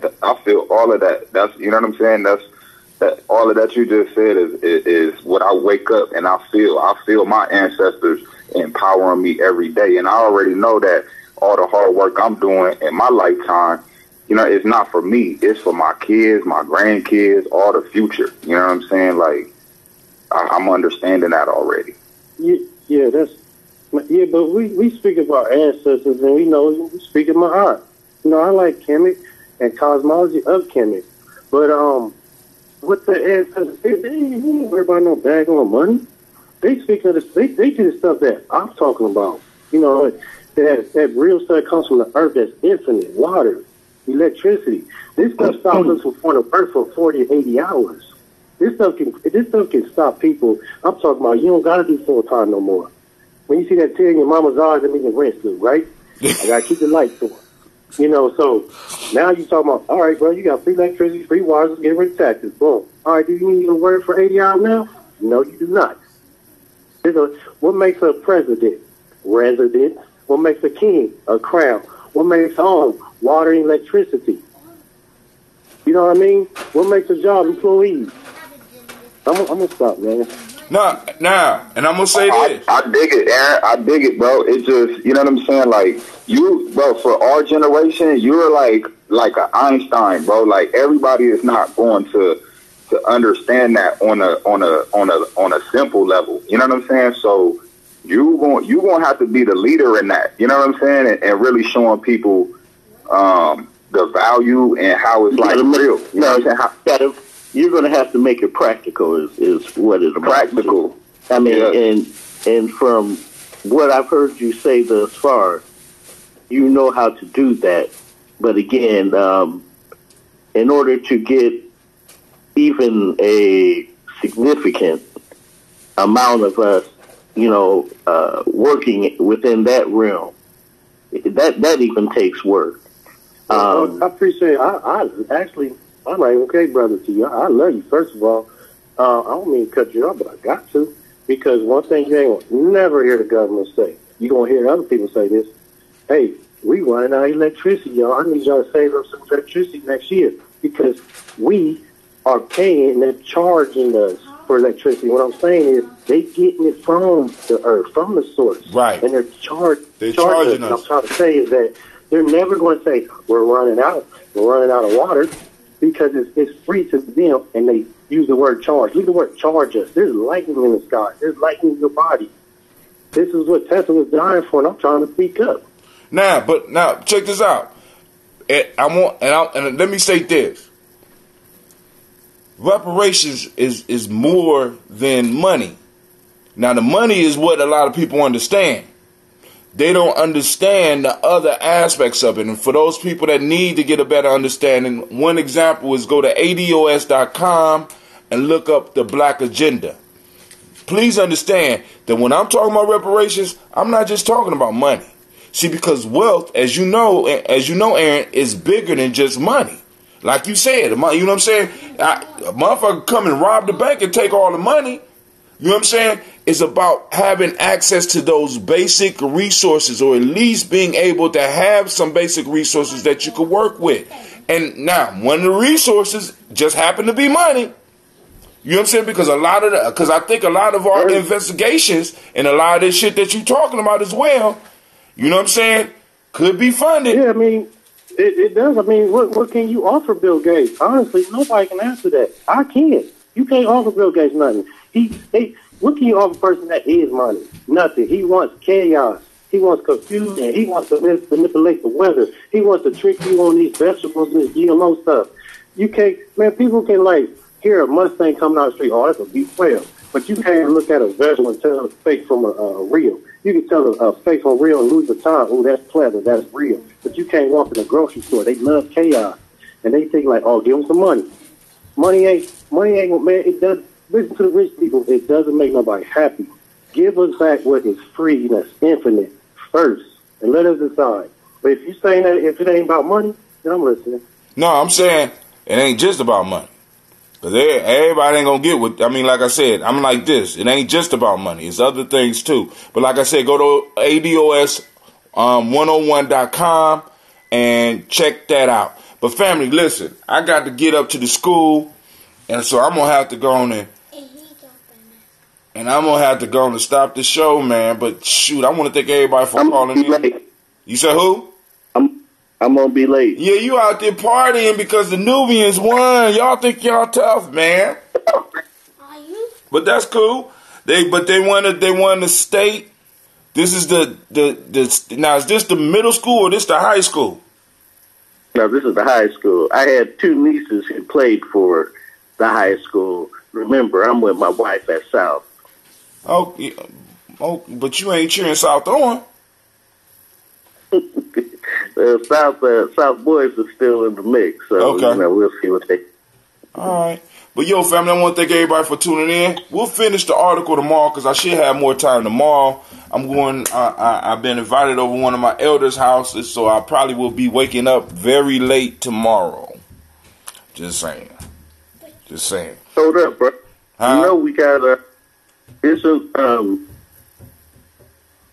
what's today? Today is the 16th. We don't have. Oh shit! I thought we had the right conversation. No. We just had Parak last week, so we straight. So we gonna sit down. We're gonna commune today. When the young boys get there, when the young men get there, when the warriors get there, I'm gonna have them order the food. We're gonna continue the conversation about the mall. Excuse me, baby. It's real life here, Gye-Nyame Journey. Goddamn. Please. I appreciate you want to play music, but you ain't got to play music while I'm... All right, here we go. Hold on. Let me get my thought back. We're going to finish talking about the mall, the Malcolm X Festival, and any other discussions that we need to have. And if we have time, we're going to dive into some of the exercises I still got to get the martial art instructor. I got to get another martial art instructor. I can't, because we got to do that. And just get to work. We working. So family, I want to thank everybody. Those that want to get their ancestors on the list, join the Black Signal. Hit us up at G&J. Text G&J to 25456. G&J to 25456. After you text that in, listen very closely, and you get a signal back from me, then that means we can communicate. You can type in your ancestors' names. It'll come to me, and then, like I said, I eventually will get, because I check my message board at least once a week, right? If you want it quicker, inbox me on Gye-Nyame Journey. Inbox on Gye-Nyame Journey. Start a conversation with me on Gye-Nyame Journey, and I will be able to get your ancestors on there as quick as possible. I want to thank all those that tuned in, all those that took the time. I'm going to give the guest the final word. Somebody grab the mic. No, I just want to thank you for allowing me to get on here and conversate with you. And, you know what I'm saying? I'm definitely going to be tuning in. This is my first time ever listening. So, you know what I'm saying? I'm definitely enjoying the conversation, and I'm going to definitely be tuning in from now on. So, yes, sir. Welcome to the family. I appreciate it.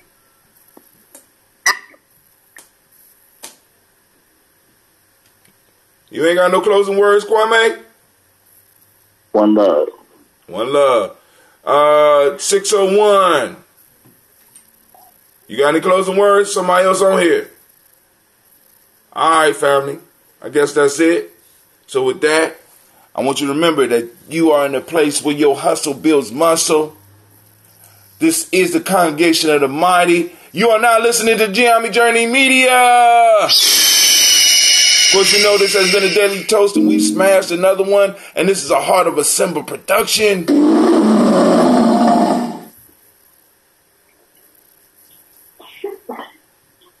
Oh, you ain't gonna say it?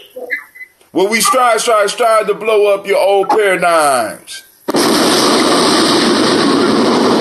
I'm out, fam. McDonald's?